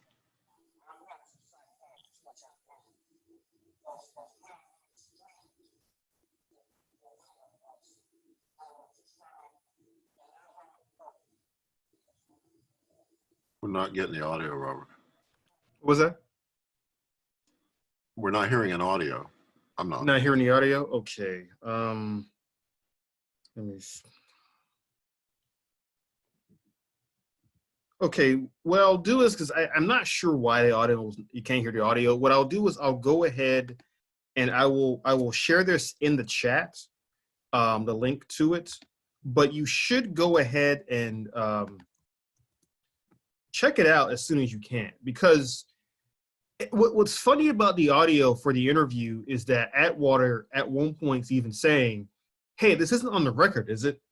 Knowing that he's essentially admitting what this strategy is. And what's important here, by the way, is that some in the Republican Party have said that, no, this is not what we meant by law and order, by these ideas. But then Atwater basically admits, no, that's exactly what we were doing. This is exactly what we were trying to achieve back in the 60s, 70s, and 80s. Robert, send me that, and I'll send it to everyone as a follow-up. Okay, sure. I will make sure. It should be on our, it was on our thingy, and it should be, because this is just it really nails it when you think about Harry Dent driving Nixon's campaign that started the Southern strategy, and then Lee Atwater picking up on it. And Atwater died of brain cancer early in his career, and he actually called Tom Turnipseed and apologized, because when Tom Turnipseed, one of our good friends, a reconciled anti-racist, he ran for Congress in 1978, and we were big supporters. And Atwater was working for the opposition, and he talked about Tom Turnipseed being crazy and hooked up to jumper cables. And Tom did have shock therapy, and Tom was a bit crazy, but it was kind of tacky. And Atwater called and apologized before he died. But he was a local fixture in Columbia and had a blues band and whatnot. And it kind of indicates how you can't really judge the tenor of your enemies by their cover. I mean, the guy, I drank beer with him, and he played a great blues guitar, and he was very clever. He was kind of like an early kind of Steve Bannon, but even smoother. So we'll post that. A Steve Bannon, but even smoother. I cannot think of anything more terrifying. All right, so getting back to how, and I think Cecil pointed out in the comments, he mentioned how is South Carolina not the incubator for most, if not all, of the most malignant theories in political science, which they've gone on to be perfected and or propagated across the South since 1670. And I can't disagree with that. I mean, you're seeing this time and again in this class. And again, this is why we point out repeatedly that you guys, as being folks who are going to get involved in activism here in South Carolina, you're really on the front lines of not just battles in this state, but battles across the country over the future direction of the country and of the world on a wide range of issues. Okay. Now, the thing is that with the civil rights era and the late 60s, what you're seeing by the late 60s is that more and more African Americans are also beginning to embrace ideas of Black power. Now, oftentimes the way we teach the Black power movement is that it is almost seen as being in opposition to civil rights, and you don't want to think of it quite like that. A lot of folks who get involved in the Black power movement in the mid to late 60s were actually activists who were involved in the civil rights movement in the early 60s. And by the way, Brett pointed out to me that Du Bois himself called South Carolina the firing line, and it very much still is. Now, the thing about the Black power movement is that Black power as a term meant different things to different groups of people. To folks like Stokely Carmichael, who was one of the early progenitors of the Black power movement, one of the folks who really coins the phrase in 1966, Black power was basically a way to talk about the desires of African Americans to have control of their own political, social, and economic destinies. Whether that came through voting for Black politicians, supporting Black-owned businesses, is part of a much larger tradition of Black nationalism, which I literally teach a separate class on that at Claflin. So that I can go into that all night long. But then the thing about Black power is that even Richard Nixon by 1969 is using the phrase Black power, although for Nixon, it's a much more conservative version that is geared primarily towards Black capitalism and Black economic empowerment, really being shorn of its more radical ends.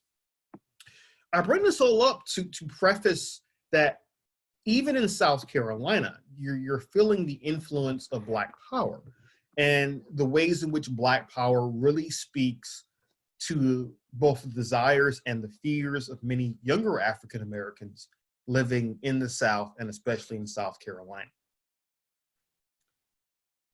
Now, we spent a lot of time tonight talking about the ways in which these various movements, the civil rights movement on the one hand and its conservative counter movement on the other, how they're both being born in South Carolina and affecting the nation, and then how the nation itself and what's going on all across the country is affecting South Carolina. Robert McNair is another good example of this. Now, McNair was a governor of South Carolina from 67 through 71. And McNair, when he runs for governor in 1966, he really promotes himself as a moderate Democrat, moderate on race, amenable to the civil rights movement, having made its great successes.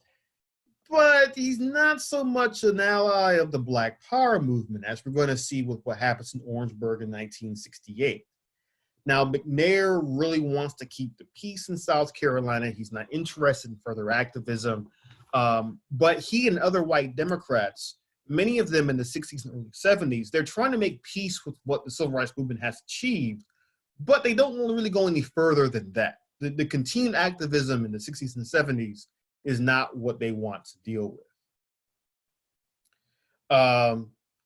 Now, the thing is that with what's going on in South Carolina in the mid to late 60s, of course, there are bound to be confrontations between Black Power advocates, civil rights advocates on the one hand, and the state government on the other hand. And so by the time 1968 rolls around, a great deal has happened to really drive up tensions within the state.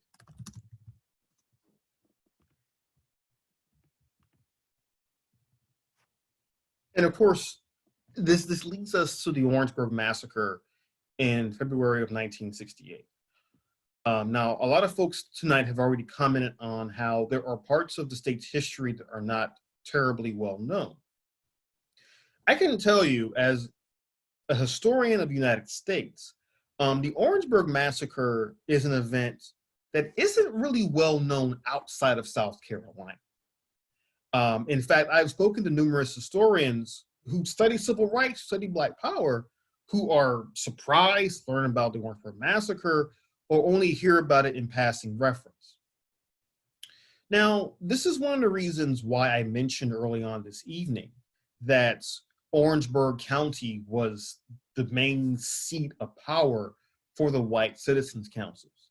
Even though those citizens' councils lost some of the key battles over civil rights in the early to mid 60s, it doesn't mean that their influence or their ideology simply disappeared overnight. Indeed, in Orangeburg, the students at both South Carolina State College and Claflin College, students who grew up during the civil rights movement, who grew up in the shadow of Brown v. Board, the shadow of Emmett Till, grew up in the shadow of the I Have a Dream speech, and grew up seeing so many activists in South Carolina fighting for civil rights. Those students are also fed up with how things are in Orangeburg. Much of their ire is, of course, directed at a bowling alley in Orangeburg that in 1968 was still a whites-only bowling alley. Now, 1968, that's 4 years after the Civil Rights Act had been passed. That's several years after the Supreme Court has already heard and struck down challenges to that act. And yet they're still dealing with segregated bowling alleys in Orangeburg. But the students in Orangeburg are not just protesting about a bowling alley. That's the focus of their protest. But what they're really protesting is the slow pace of progress that they're seeing not just in Orangeburg, but across the South on issues of civil rights. Now, on the evening of February 8th, 1968, hundreds of college students are gathered on the campus of South Carolina State protesting, and they find themselves faced off with a large number of local and state police who, after the fact, after the massacre, will say they felt threatened by the students, they were being harassed by the students, there were objects being thrown at them. The police will later say that, well, we thought that there were students who were armed. No evidence ever found that any students were armed that night. But the police do fire on these college students, killing 3 and wounding many others. Now, the thing about the Orangeburg Massacre is that the time it took place in, February 1968, despite all that had happened in the 60s in terms of activists being killed really being martyred for the civil rights movement, it still shocked people across the country. Martin Luther King Jr. himself spoke out against the violence that was inflicted in Orangeburg that particular evening. And yet, in the aftermath of the massacre, Governor McNair quickly blames Black Power activists for the massacre itself, saying essentially, and giving a new remix to the song that Brett and others have mentioned, this song of outside agitators. If in one era it was communists and socialists, by 1968, the new outside agitators were Black Power advocates.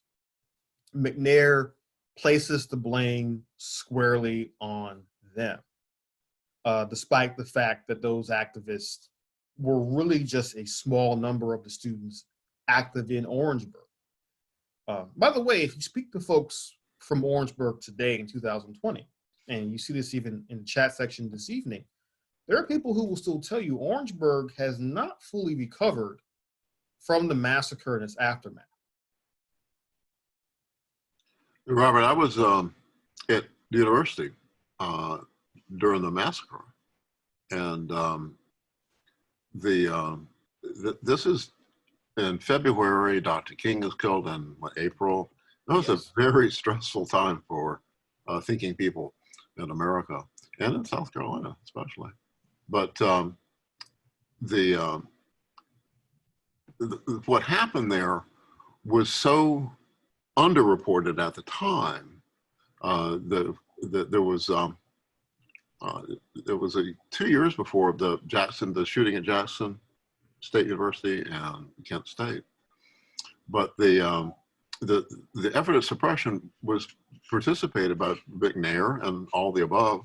There was never anybody that was prosecuted for it. I mean, there were charges brought up, but not pursued. No one ever served time except Cleveland Sellers, who had been working for the SNCC, and Cleveland is from down around Denmark, close to Orangeburg, and he was a young SNCC activist. And Cleveland was wounded, and he was arrested, and he served time in jail. And the next time I heard Cleveland's name was when I got a call from a friend in Greensboro, which was 78, 79. Wanted to know if I knew Cleveland Sellers, and Cleveland was, the next I heard of him, he was working for the Greensville Police Department as someone who had some creds to be able to be their chill out guy to calm down the Greensboro community after the Greensboro police were complicit in murdering 5 communists that were union organizers in what we refer to as the Greensboro Massacre on November 3rd, 1979. And my friend Lewis Pitts, who is one of our students tonight, was their attorney afterwards. And I know a lot about that case. I actually was arrested by the federal government about a year after the killings because of that case.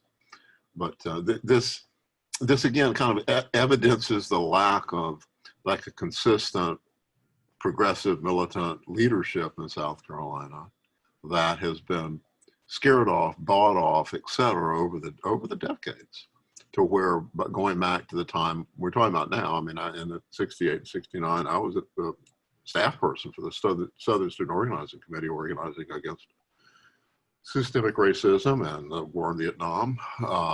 Southern Student Organizing Committee was formed when the white people left SNCC, the Student Nonviolent Coordinating Committee, in '64.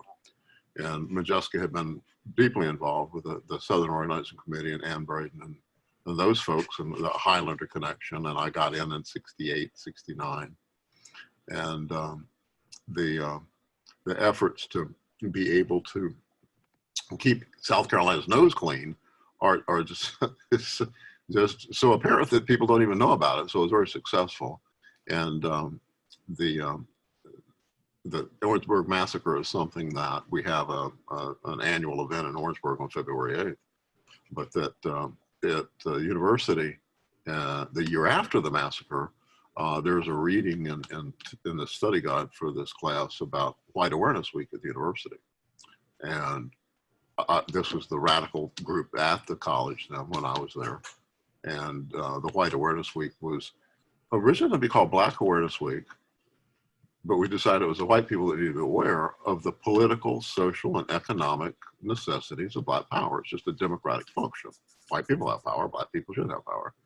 And we had James McBride Dabbs and Harry Boyd, two very famous names in the civil rights movement. Dabbs going back to the 30s, 40s, and 50s, being one of the few white people that was speaking out for Black rights. A really wonderful seminar lasted a week long in the Russell House at the university. And at the end, we had decided that we needed to demand that the Confederate flag come down off the dome and that the university quit playing Dixie as a fight song at football games. And they use, I think, Sandstorm now, and they come running out with smoke and all. They used to come running out to see the Confederate flags playing Dixie. And Tom Jones, the president of the university, agreed, and they quit doing it. And we felt all empowered, marched up to the State House, and demanded they take the flag down. This is in '69. The flag went up in '61. And that was my first understanding that there were no people of color in the State House. That was '69. And that was also the birth of the United Citizens Party, which I'll shut up, we need to get to in the next 20 minutes. And that we went back to the university after we were rebuffed at the State House and burned the Confederate flag on the horseshoe, and I was arrested the next day for defiling, defying, and casting contempt by word or deed upon flags of the Confederacy. And that was pretty much the worst thing I'd ever done. And got the scars to show for it, and I'm still out on bond. So Robert, lead us closer to 1969 and the formation of the United Citizens Party is kind of the last gasp of progressive politics for the Black population. All right, and before we get to, because I do want to get to the United Citizens Party and in Vietnam, I did want to show one image about the massacre that I've mentioned in my own classes before. What you're looking at right now is actually an advertisement or an insert from the magazine Freedom Ways. This was from their spring 1968 issue. It was a magazine founded by African-American leftists in 1961. And it had a worldwide reach. Now, if you look at this advertisement, it has the names of the three gentlemen who were killed in Orangeburg, Sam Hammond, Delano Middleton, and Henry Smith. But then it also has the names of 5 Black Africans who were executed by the Ian Smith government in Rhodesia around that same time. And so people on the American left and the worldwide left, they knew about Orangeburg, they knew about the massacre, and they put it in the context of this worldwide struggle against oppression and white supremacy, as the advertisement says, in memoriam to the martyrs. So again, as I've said before, and I'll say it again, what happens here in South Carolina doesn't stay here. And certainly with the case of the Orangeburg massacre, that was also accepted and well known amongst activists all over the world.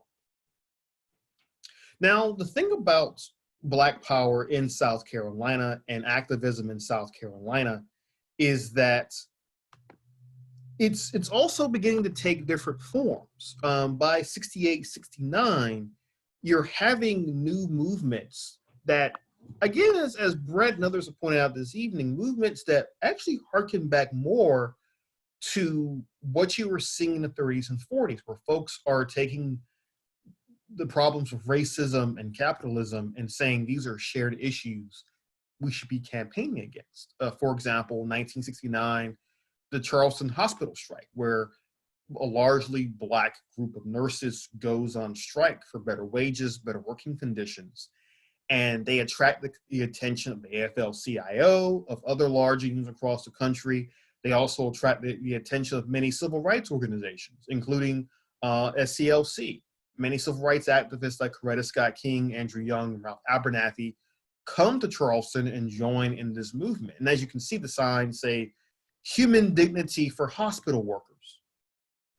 Now, again, I swear to you, this was not meant as a statement on what's going on right now with the pandemic and how we're talking about frontline essential workers.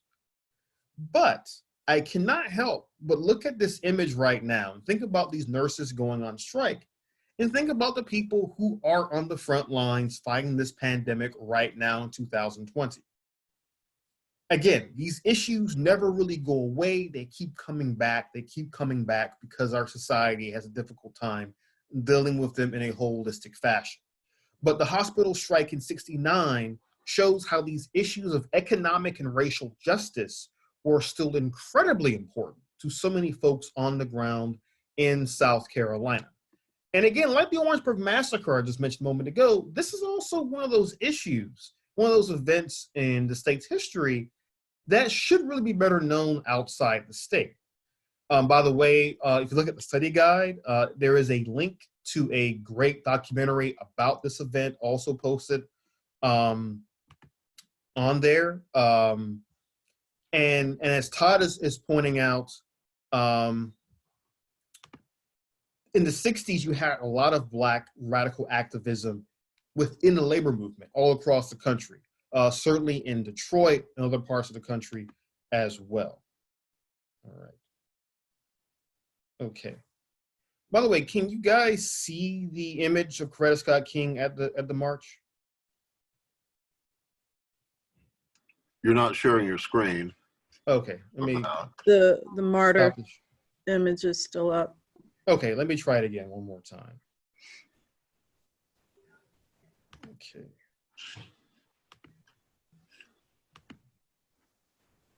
There you go. Okay. All right, fantastic.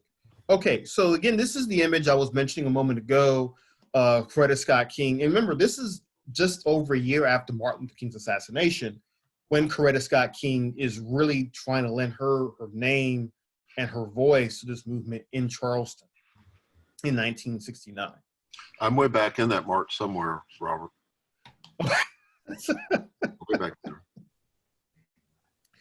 But again, you know what you're seeing here with the Charleston hospital strike and also with the United Citizens Party in South Carolina is that you're seeing African Americans asserting their rights as citizens and as human beings in different ways. I've mentioned before tonight how during the heyday of the civil rights movement, you're having more and more African Americans trying every possible tool out of the toolbox to achieve freedom for everyone.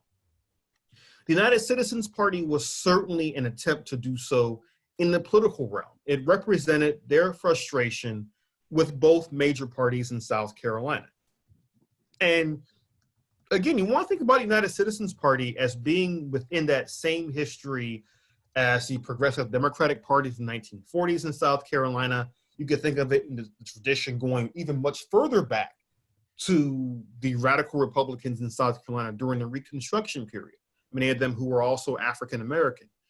The United Citizens Party, as you can see here, uplifted voices like those of Victoria DeLee and other activists turned candidates for public office who were really trying to find a way to assert a strong, viable Black voice in the politics of South Carolina, a Black voice that was already kind of running up against the moderation, not just of the civil rights movement, but also of the state Democratic Party. Again, white Democrats in South Carolina by 1970, they kind of see the writing on the wall. They need Black votes as well to stay viable in the face of a resurgent Republican Party.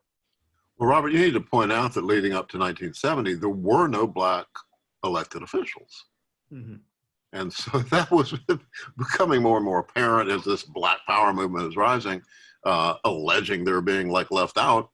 And so the United Citizens Party was really a very clear outgrowth of that movement that we saw back in the 50s fighting the white-only primaries with a lot of the same parties. And that I was involved. I was in Columbia, and I worked for the UCP. And John Roy Harper, I think, ran for Attorney General, and Tom Broadwater ran for governor. And this is in the run up to the 1970 election. And that this is when the Democratic Party, under that type of pressure, which would really put their stuff in the street, opened the party and had 3 Black candidates, were the first ones elected in 1970, which included I.D. Quincy Newman, who was one of the parties that bumped off Modjeska, and at the time was written up as being someone that was more acceptable by the white power structure. and Herbert Fielding from Charleston, and Jim Felder from Columbia.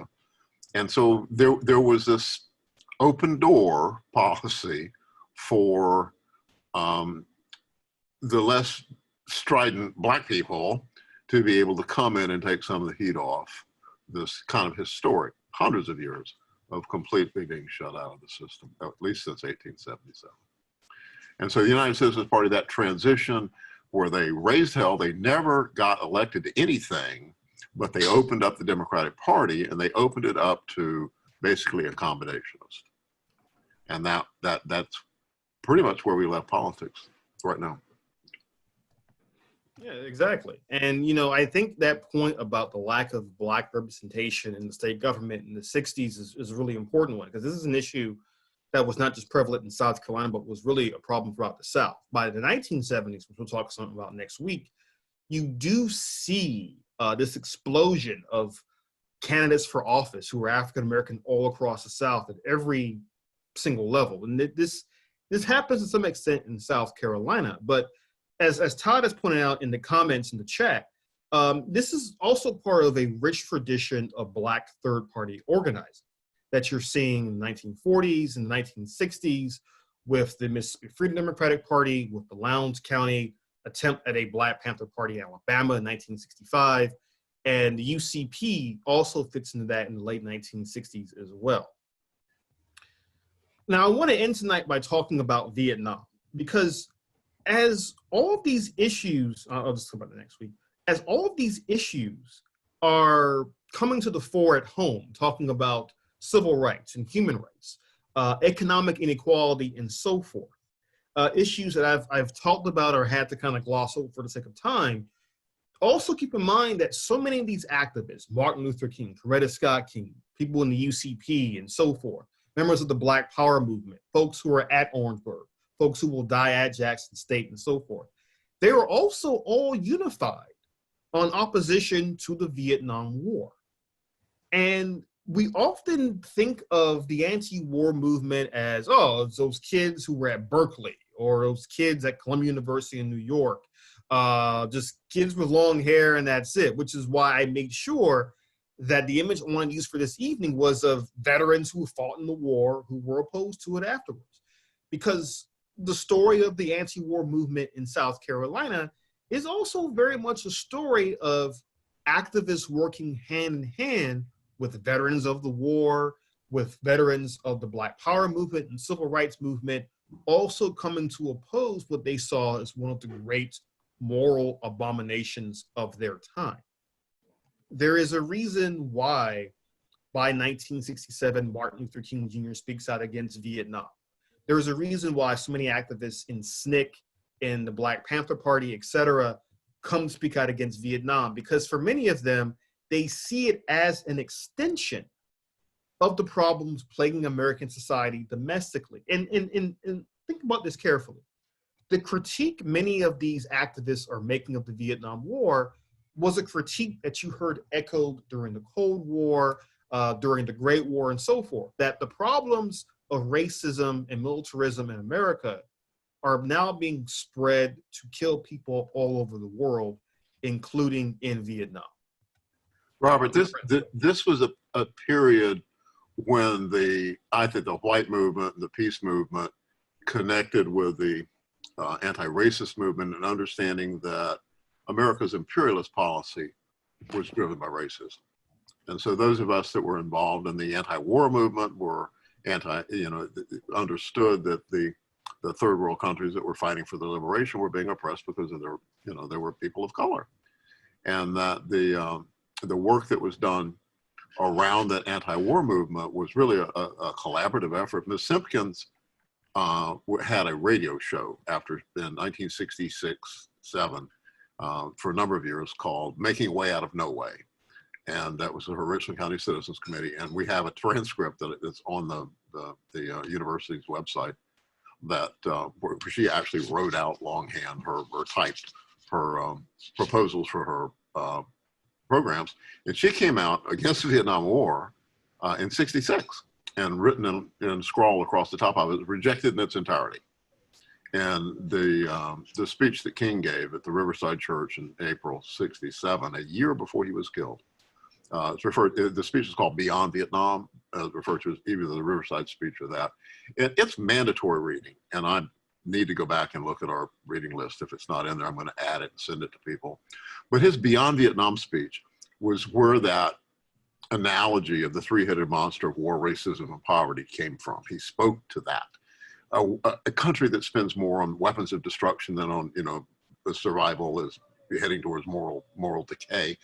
And that was what got him iced from the polite civil rights movement. Those are what we call the forgotten years of King after that '67 speech, after his 1963 speech at the Lincoln Memorial. Dr. King kind of drifts away because he was coming out against imperialism and capitalism and the same things that Du Bois had been talking about 70 years earlier. And so it's really important to understand the way that the powers that be are still the powers that be, and when you speak up enough and you get affected enough, they're going to shut you down. And so I just wanted to lift up the fact that in South Carolina, at the University of South Carolina in 1970, during the anti-war protests, there were maybe 500 anti-war people, and when the Kent State happened, there already was a strike called at the university, and the university government supported it. And the governor called the university president and said, if you don't back off this, your career is toast. And so they pulled out, and the activists from the AWARE chapter, which was the group I was involved in, had reserved the student union for teach-ins about the war. And SLED came in and said we were evicted. And I'd already been banned from campus for various reasons. And they arrested, I think it's 41 people in the Russell House. Took a good while to get them out, and there's a picture of someone being arrested at the Russell House that's in your I'll show that. It's a really moving picture. That this woman, Becky Hardy, that's her being arrested in 1970 at the event at the Russell House. But what happened was they brought in the city police and the National Guard, and there had been 3,000 people cheering the arrival of the Guard. That evening, they started tear gassing dormitories, and there were over 600 people arrested at the University of South Carolina in the next 2 days, and put in the prison system, had their heads shaved and released, so the cops would know who it was that they would arrest and beat the next day. But that's that type of capacity for instant repression is something that all of us need to be aware of, that the more effective you get, the more careful you have to be, and the more allies you need. So Robert, that wraps up my Vietnam story. Oh, I also spent nearly 2 years in jail for that. It was a very, very learning experience for me. All right, so we have covered a great deal this evening. Any closing questions or comments before we wrap up tonight? I have a question. This is Julia. First, Dr. Greene and Dr. Shaw and Dr. Hale and Mr. Bursey and everyone, just thank you and the whole class. But one thing that feels unsettling and confusing to me is this idea, this is for you, Mr. Bursey, why sit down with somebody like Lee Atwater for a beer? I want to understand. To me, and this might be a generational gap, or, we might agree to disagree, but I don't understand even sitting down with somebody like that. So what was your purpose in it, for a beer or anything? But those are good questions, Julia. And I think the instances that I had a beer with Atwater, they were coincidental. We happened to be at the same place. But I think it's really important. What was that old trope about keep your friends close and your enemies closer? Being able to understand the mind of the people that were fighting does not mean that I'm giving up my principles on that fight. And so I learned about Atwater. I knew who he was. And there's a whole nother story of Atwater joining this firm, Manafort, Black and Stone, which has been in the news lately about their support of various dictators around the world, and that there, you learn things. You learn things, you arm yourself, and you also need to, and this is an important point for the Modjeska School, is don't make your enemies into some kind of non-human monster, or you overlook the fact that human beings can be your enemy. And so it's like the story of Ben Tillman. One of the things about Ben Tillman that always appealed to me is he was a gardener. And if you wanted to talk to Tillman when he was in office in Washington, he would take you to the botanical gardens and talk to you there. And he would steal plants from the botanical gardens and take them back to Edgefield and plant them. I like that about a guy. And so I want to understand the round of the wholeness of the people that I'm fighting, or it becomes mythical and you don't think that human beings can be, you have to be special to be some kind of evil person, and you don't. You just be wrong. Did that come close to answering your question? It does. Thank you. Thank you, ma'am. And like I said, we might agree to disagree on some things, but that's a side conversation. Okay. You know how to find me.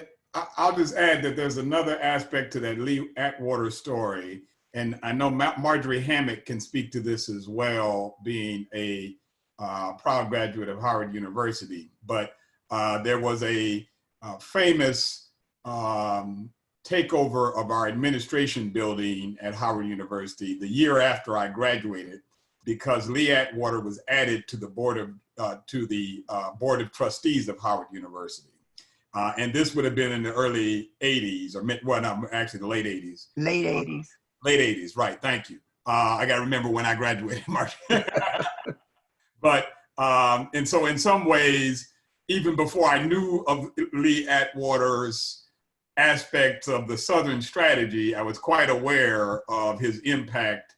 We as students knew of his impact, and thus had a strong objection, but there are ways in which the South Carolina story and the national Republican Southern strategy story also relates to events around, all around. So it's interesting how life has these connections.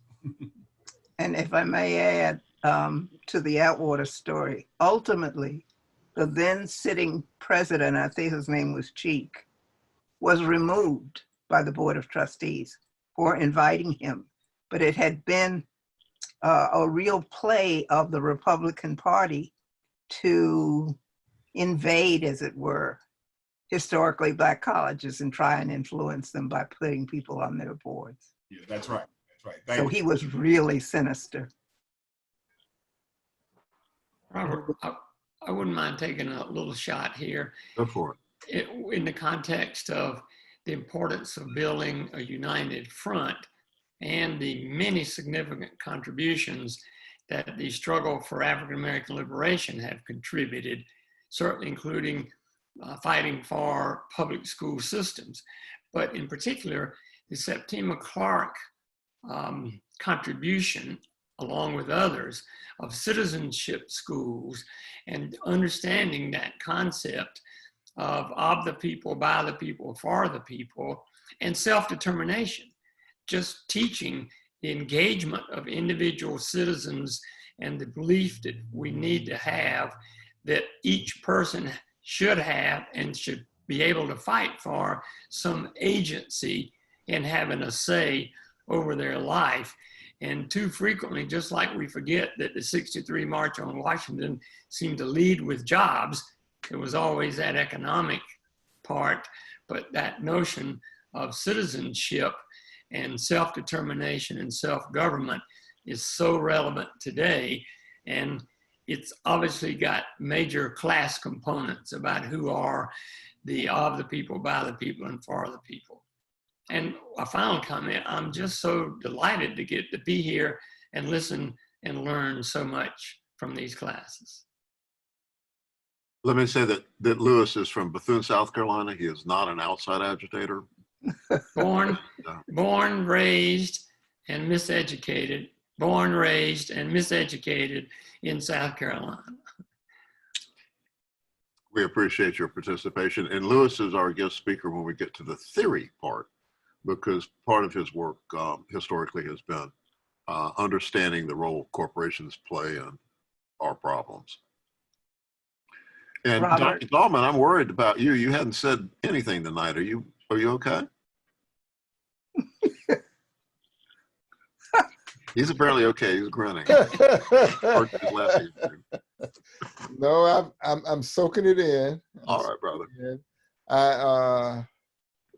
I like the mention of the Black Power movement. I think that perhaps later we could enlarge on that, because many of the successes of the civil rights movement came as a result of the fear of the Black Power movement. Mm-hmm. Yeah. One of the things that is real clear to me, because I was there watching it, this is 68, 69. I'd met Stokely Carmichael before he was who he was later, and Ralph Brown, and that there was no Black Power movement in South Carolina. There were no Black Panthers in South Carolina, and over again, the media and the law enforcement lifted up this, here they come, we've got to ratchet up. And so that's a significant element that people need to realize, that the government works kind of on, we're seeing this now on an analysis of what happens anywhere, that the police here in South Carolina are reading the publications of the police industry, and they're getting money from the Nixon administration to gear up for this problem. And so they needed enemies. And so it was like they pick like white peace people, a fairly innocuous guy like me, to be the enemy, because they had nobody else to go after. And so that's a dynamic that we need to be mindful of, is that regardless of the level of engagement we have, we're going to suffer from some kind of herd mentality from the oppressors. And you mentioned this earlier, the accommodationism of the leadership. And it's interesting because I actually had an opportunity to know quite a few of those accommodationist leaders over the years, and it's interesting how they handled me. They were probably terrified. Becky, you keep seizing the spring for some reason. Now I was handled. Mm-hmm. By the way, Dr. Greene, I donated my collection of Freedom Ways publications to the Columbiana Library. So if you want to look up anything, at least 20 years worth is there. Oh. What library? Fantastic. At what's the thing downtown? The Columbiana, isn't that what it's called on the campus? Yes, yeah. The Oh, Columbia. Caroliniana. Area, I'm sorry, Right. whatever. That one. Now we got to talk them into staying open longer. Mm-hmm. Yeah, it's the one building on campus not named for races, so there is that. Okay.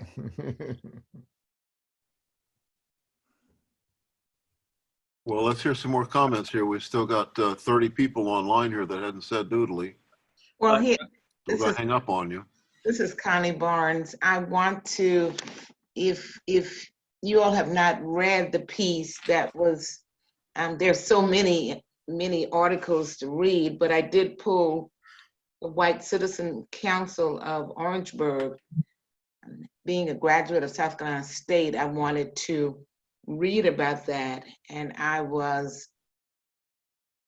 know if the word was shock about the White Citizen Council, but what was particularly interesting is how the African American came together to combat what the White Citizen Council, the whites, were doing there in Orangeburg to try to force them out of business, and how they came together.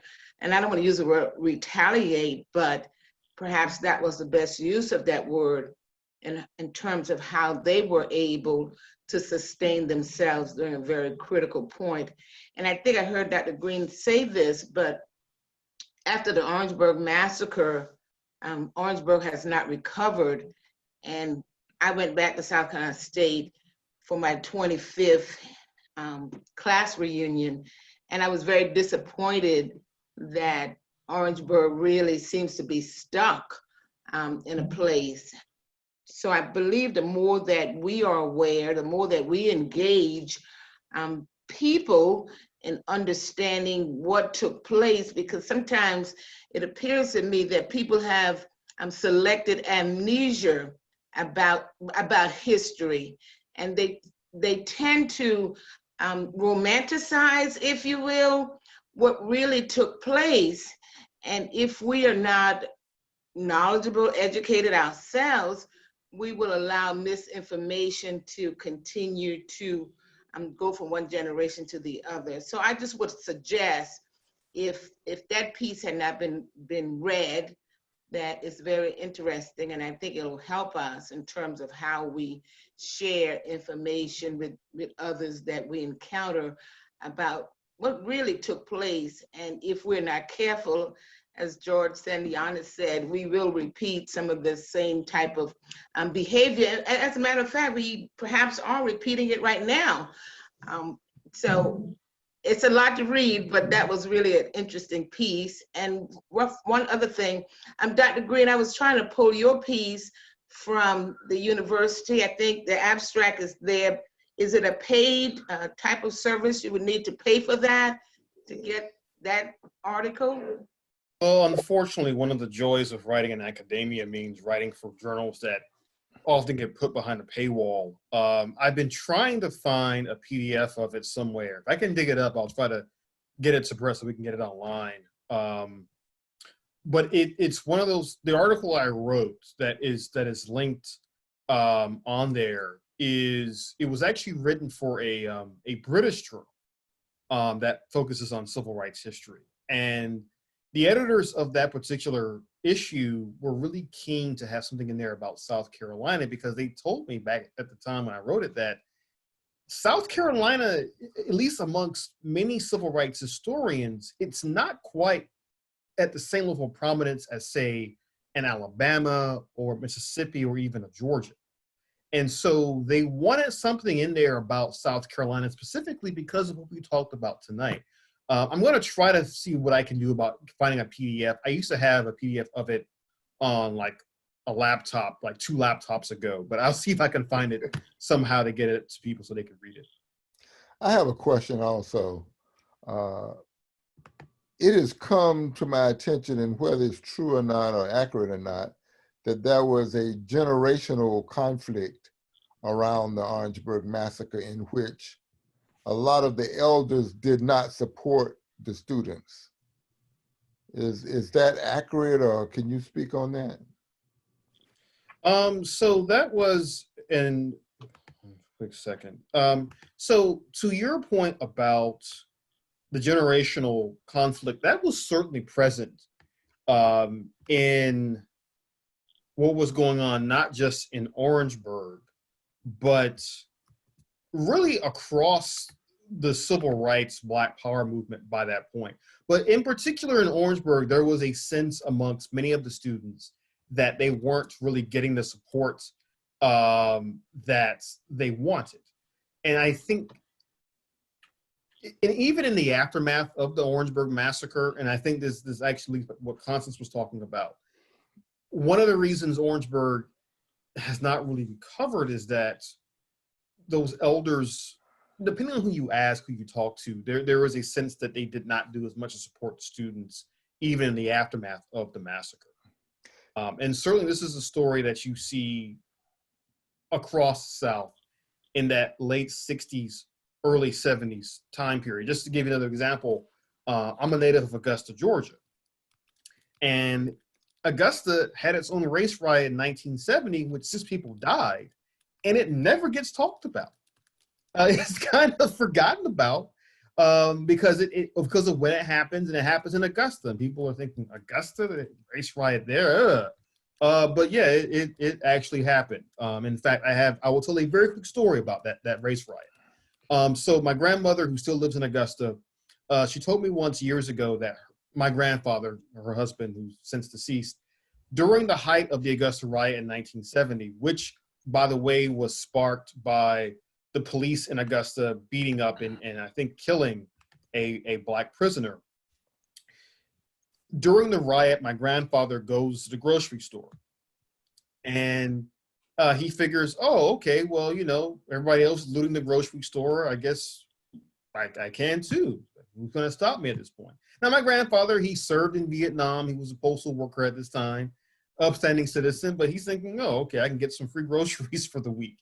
So he gets the groceries, comes home, and grandmother says to him at the front door, did you pay for those groceries?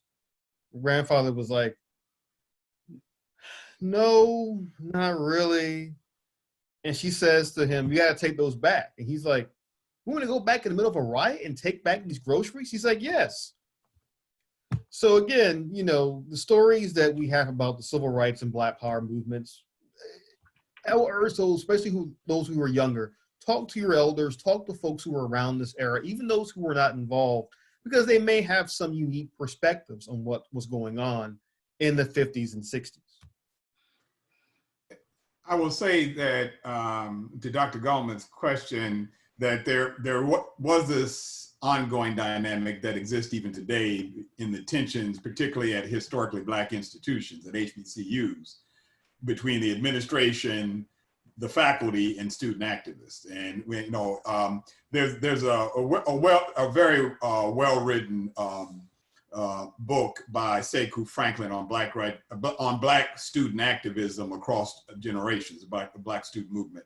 I think the book is After the Rebellion, and Dr. Franklin captures in that book some of the ongoing class and respectability tensions, even on HBCU campuses, between, you know, what the administration is willing to do, you know, as you know, Dr. Goldman, sort of the more conservative, you know, backing that would have supported this administration, particularly if it's a religious institution or, you know, Baptist or Presbyterian in its slant, versus the ongoing frustration that the younger generation of students have. So that's a long that's a long history to young people always pushing the older generation for what's really a higher standard of freedom. I have a question about the Orangeburg massacre. From the reading, I took it that there was no criminal proceeding on it, but was there ever a civil, or is there still time to put a civil suit together for wrongful death or whatever, however the civil suit could be constructed?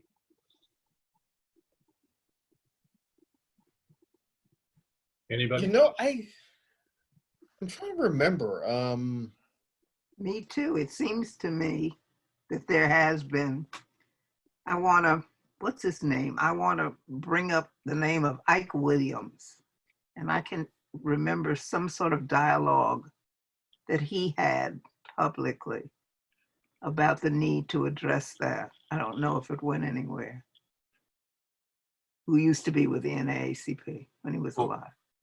Wes, we can answer that empirically that nothing ever happened. There were instances where there were investigations into the complicity of the Highway Patrol. The Highway Patrol was the main shooters, and that there was never any criminal convictions. Right. There was never any civil settlement, though there were efforts on all those fronts.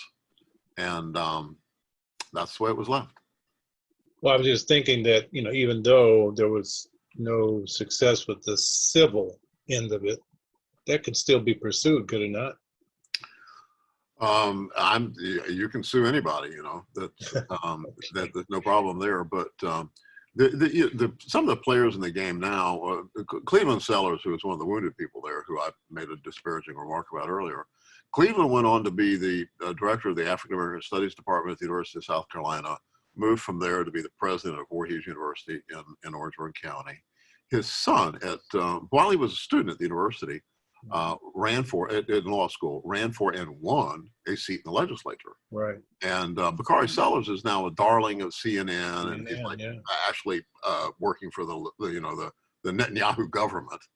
And so there are some movers and shakers in that circle that were victims of that could have pursued that. But as you can see, it may not be in their interest to pull the scab off of that. So it's a complicated question. Okay. Right. Stay tuned, sir. Welcome to South Carolina, by the way. Yeah, okay. By the way, just a side note, I'm fascinated by a lot of this stuff because having grown up in Michigan, we didn't hear very much about South Carolina. I mean, occasionally you see something on the evening news, but yeah, I don't remember very much. I was high school age around that time, but I don't remember a whole lot. So thanks for addressing the question. Wes, where in Michigan? I grew up in Detroit. Okay. And then I was in Ann Arbor for a while. Okay. All right. University of Michigan. Yep. You and I run in some similar circles. Okay. I've had a similar experience. I grew up in Ohio but was born in Greensboro. So I would always hear about the Woolworth sit-ins. And it was interesting to hear about the White Progressive Party being the seat in Orangeburg. It explains a lot of what I observed once I got here. And I put it in the chat earlier, you know, folks would say, and working with some clients there years back and just observing how we keep pouring money and resources and grants into addressing issues in Orangeburg and nothing seems to change. And in talking with folks there, they would literally say, well, we just kind of keep to ourselves and we know, you know, that side of the tracks, or, you know, the whites stick to the whites and the blacks. And this additional history explains a lot with that being the undergirding of the culture that's really prevalent there, and additional stories about, as Brett and Dr. Greene and everyone has said, how entrenched and how pivotal things were that were taking place here in South Carolina.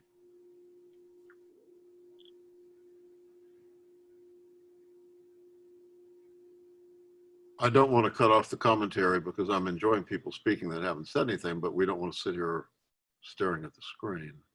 It's 8:52. Somebody speak up that had something to say. John Ando. I want to recognize that John is with us. He's somebody that we're so pleased to have in South Carolina. And John is now the executive director of the Central Midlands Regional Transit Authority, known as the Comet, a public transport system that when I was growing up in South Carolina was only used by Black people to get them out of town before dark. And John has been a hurricane of fresh air on that. Thank you for being with us, John. We appreciate it. Thank you, Brett. I really appreciate it. And I'm learning a lot about South Carolina history from this. So, well, we don't want to scare you. Please, please, I shouldn't have invited you. This I mean, I'm not going to lie. I'm going to tell you, it's definitely different from what I've experienced in California. And definitely the trials and tribulations that African Americans had to go through in the past in order to get to where they are today. And there's still a long way to go, but knowing this history is important and it's helpful to help me get a perspective on why things are kind of the way they are here today. John, where are you from? San Jose, California. And before that? My parents are from the United Kingdom. Gotcha. Okay. My mom's from Birmingham and my dad's from London. Uh-huh. Okay. Thank you.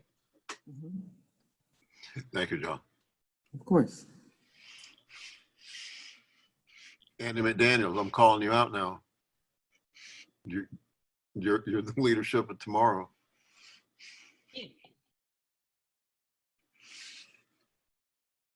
There she is. Representative Andy McDaniels, Fairfield County. How you all doing? Hey. Well. Hi. Brett knows I'm a rebel rouser and I'm up for re-election. So I guess one thing I'm curious about, any comments, did we talk about, could we have a comment or two about what happened at USC with the Zoom? Ah. At USC with what? The Zoom. Zoom. The USC students were doing their annual, I understand. Yes, so it was the Association of African American Students were having, you know, because of the pandemic, of course, everything has to be done on Zoom. They usually have an annual cookout, but this time they were having it all as a cyber meeting on Zoom.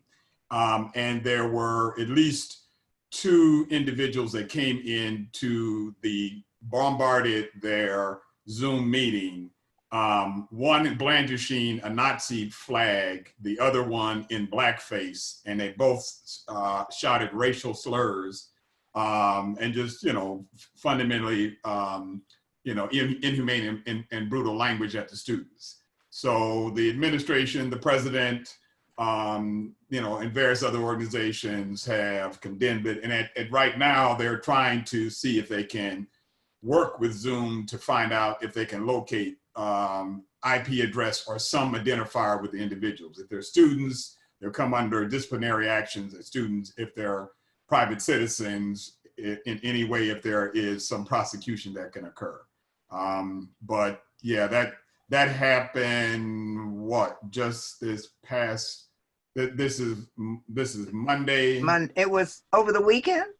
I think it was Friday. Friday. Okay. Yes. It was Friday. Yeah, it was Friday. So yeah, so that's if you see anything on the news or in other spots, that's the Zoom, the racist Zoom incident at USC. The president was pretty vocal against it. The president. I think he did make an effective statement. I think he better have. He's withstood for good reason, but yeah, I think he made an effective statement, and we'll see how energetic the administration is in following up behind it. But yeah, I thought it was sorry. Go I read a comment. Somebody, I think it was Megan, either posted it or, and one of the comments was, well, in times of crisis, people they can't, control themselves. It's just, they go crazy. And I just was, I was like, we've all had crises, but I don't think any of us have decided to just dress in blackface and, it's just ridiculous. I just. Right. Just couldn't control themselves. Just couldn't control themselves. Yeah. So, right. Because, yeah, Black students on an event or, having a celebratory event is clearly threatening to people's jobs. But we need to be cognizant of the fact that the President of the United States and his minions are legitimizing more than I think most of us have seen in decades. Right. Racial animosity. Absolutely. And that there are people that feed on that. I mean, there are good people on both sides, remember? And so this is what old revolutionaries called heightening the contradiction. Mm-hmm. We need to heighten the difference between the positions so we can fight over them clearly. Like if everybody's kind of like the same, it's hard to fight. And so we've got some heightened contradictions here. And I'm going to rush off and drink some Clorox here in a minute. Well, I think we should encourage them all to inject the Clorox. His followers need to do what he said for them to do. That's not good practice, folks. Let's not talk about getting folks to drink Clorox and all that stuff. Yeah, it's gallows humor, but I think the point being that these are scary times, and all the more powerful knowledge and information is in these times, right? It's the Jim Jones Kool-Aid. Yeah. I sense that given the tone and tenor of the conversation, that we're winding down. But to end the evening on a somewhat more positive and constructive note, earlier in the conversation, some comments were made about the statuary on the State House grounds. And in my own visits there, I've observed that, to my knowledge, there's not a single monument on the complex in honor of an individual. There's not a single monument there in honor of an individual who is not an admitted racist or unadmitted racist even, or a murderer, someone who exploited other persons. I know that Marion Sims's monument is there, and he was a physician who exploited African-American women in the antebellum period. So my question to the group is, if an organization like the Progressive Network and people who are involved on our end of the political science spectrum were to come up with our own list, in fact, something like this may already have been done, who would we include on our list? What is the alternate? What's the people's history of South Carolina statuary look like?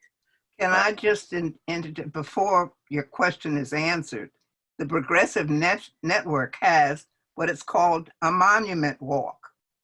We, in fact, take people with skilled information about the background of the folks who are there so that our populace is aware of all of those people who we have chosen to excel. But the second point is what you're saying. And I think it's a very valid point. I'll tell you, when I originally moved to South Carolina from our neighbor to the north, who I had to stop calling its name for fear of my life,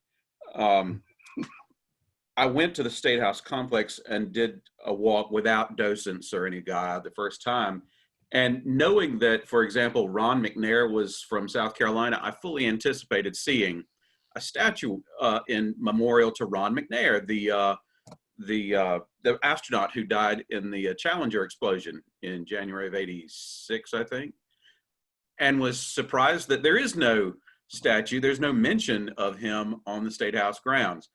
2 or 3 years later, I had to go to, didn't have to, I went and spoke to a group of educators in the southern end of Florence County in Lake City, and lo and behold, discovered the only monument to Ronald McNair in the entire state of South Carolina is standing outside the public library in Lake City, because he was from Lake City. And while I'm glad that there's a monument to him there, unfortunately, it is a poor likeness of him. And surely something better could be accomplished and placed on the State House grounds. Well, see, definitely Denmark Vesey. Yeah, you're getting a grasp of our problems. And there is the African American monument that is trivial. I don't know what to call it, but anyway, it's there. You're right.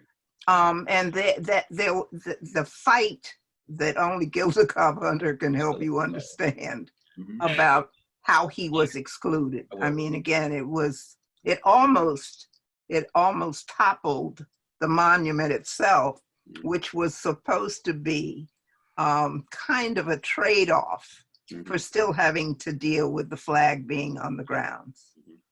Well, see, so we have the Heritage Act that was passed when they brought the flag down that it makes it illegal to change any monuments. And I think it takes 2/3 of the legislature. And so the network has been somewhat excoriated by newly woke folk who want to like tear down the monuments. And our position has been much the argument that Modjeska Simkins waged with me in the 60s and 70s. She said about the Confederate flag on the dome, she said, leave the damn rag up there. I'd rather see the Klan in sheets than in suits. As long as that flag flies from the top of that building, you know what's in the hearts of the people inside. And so our argument is to leave the damn stones up there, because people have to understand the deep-seated institutional racism that's woven into the fabric that runs this state, that pretends to be a judicial operation. I mean, our laws are weighted against people of color and poor people. And so there is a lot of education to go through before we like clean up the place. And it needs to be the people that squeal that have to clean it up. I mean, I want, you know, the people that are practicing their privilege to be the ones that say, we've got to take this thing down, because we put pressure on them to make them do the right thing. Not just take the symbols down. What's the possibility of getting the Columbia City Council to designate some space on not necessarily every block, but some blocks in the area of downtown surrounding the State House complex for the purpose of erecting statuary to people like Vesey and well, there's no statuary, but the Columbia 63 thing that Steve Benjamin got involved in. There were several southern states that on the anniversary of the 1963 Civil Rights Movement joined this thing called Columbia 63, Birmingham 63, Montgomery 63, and Dr. Donaldson was hired by the city to do a nice exposition, and there's little placards around. But if you want to get the statuary done, you probably need to do what the Daughters of the Confederacy do: is raise private money and put your statue up. Right. But stay tuned, because this is a struggle we're not giving up on. We have someone that needs to pick up the monument tour and move with it. Out of the Modjeska School, you're going to be challenged to take on a project at the end of this. And one of the projects that needs continual maintenance is this monument tour thing. And He's it so good doesn't at just that. have to be, it doesn't just have to be on the State House, but we have the kind of the authoritative reinterpretation of the Tillman Monument by Vernon Burton. Vernon Burton, who is pretty much one of the Tillman experts. Right. And Vernon spent working on his PhD at Yale, I believe it was, in the late 60s, early 70s. He can't remember. He's retired from Clemson as an emeritus now. He spent 2 weeks at Modjeska's house. He knocked on her door doing the research on Reconstruction. And he has written the 28-page intro to the book by Simkins, not related to Modjeska, on Ben Tillman. And that is part of your reading. If you hadn't read it, go back and read it. But we have the authoritative interpretation of a monument placard that we want you to go hold by the monument, and to be able to speak to people about the institutional racism that's woven into the Constitution. And that Constitution is something that we encounter virtually every day with voting, or all these multiple districts that we have. And so I'm going to be quiet, see if there's any more questions. And Robert Greene, take us home. It's 9 o'clock. Yeah, well, I think that's about it for this week. Again, next week, we're getting into the 1970s and 80s and bringing this activism and this history of activism in South Carolina to where it is in the here and now. So we'll continue to talk about how these problems in the past link to our fights in the here and now. And certainly we'll talk about some of the things like Black Power, like United Citizens Party, like other topics that we've only alluded to tonight, but we'll expand upon next week. Well, thank you, Robert. We still have 20 lovely people hanging with us now.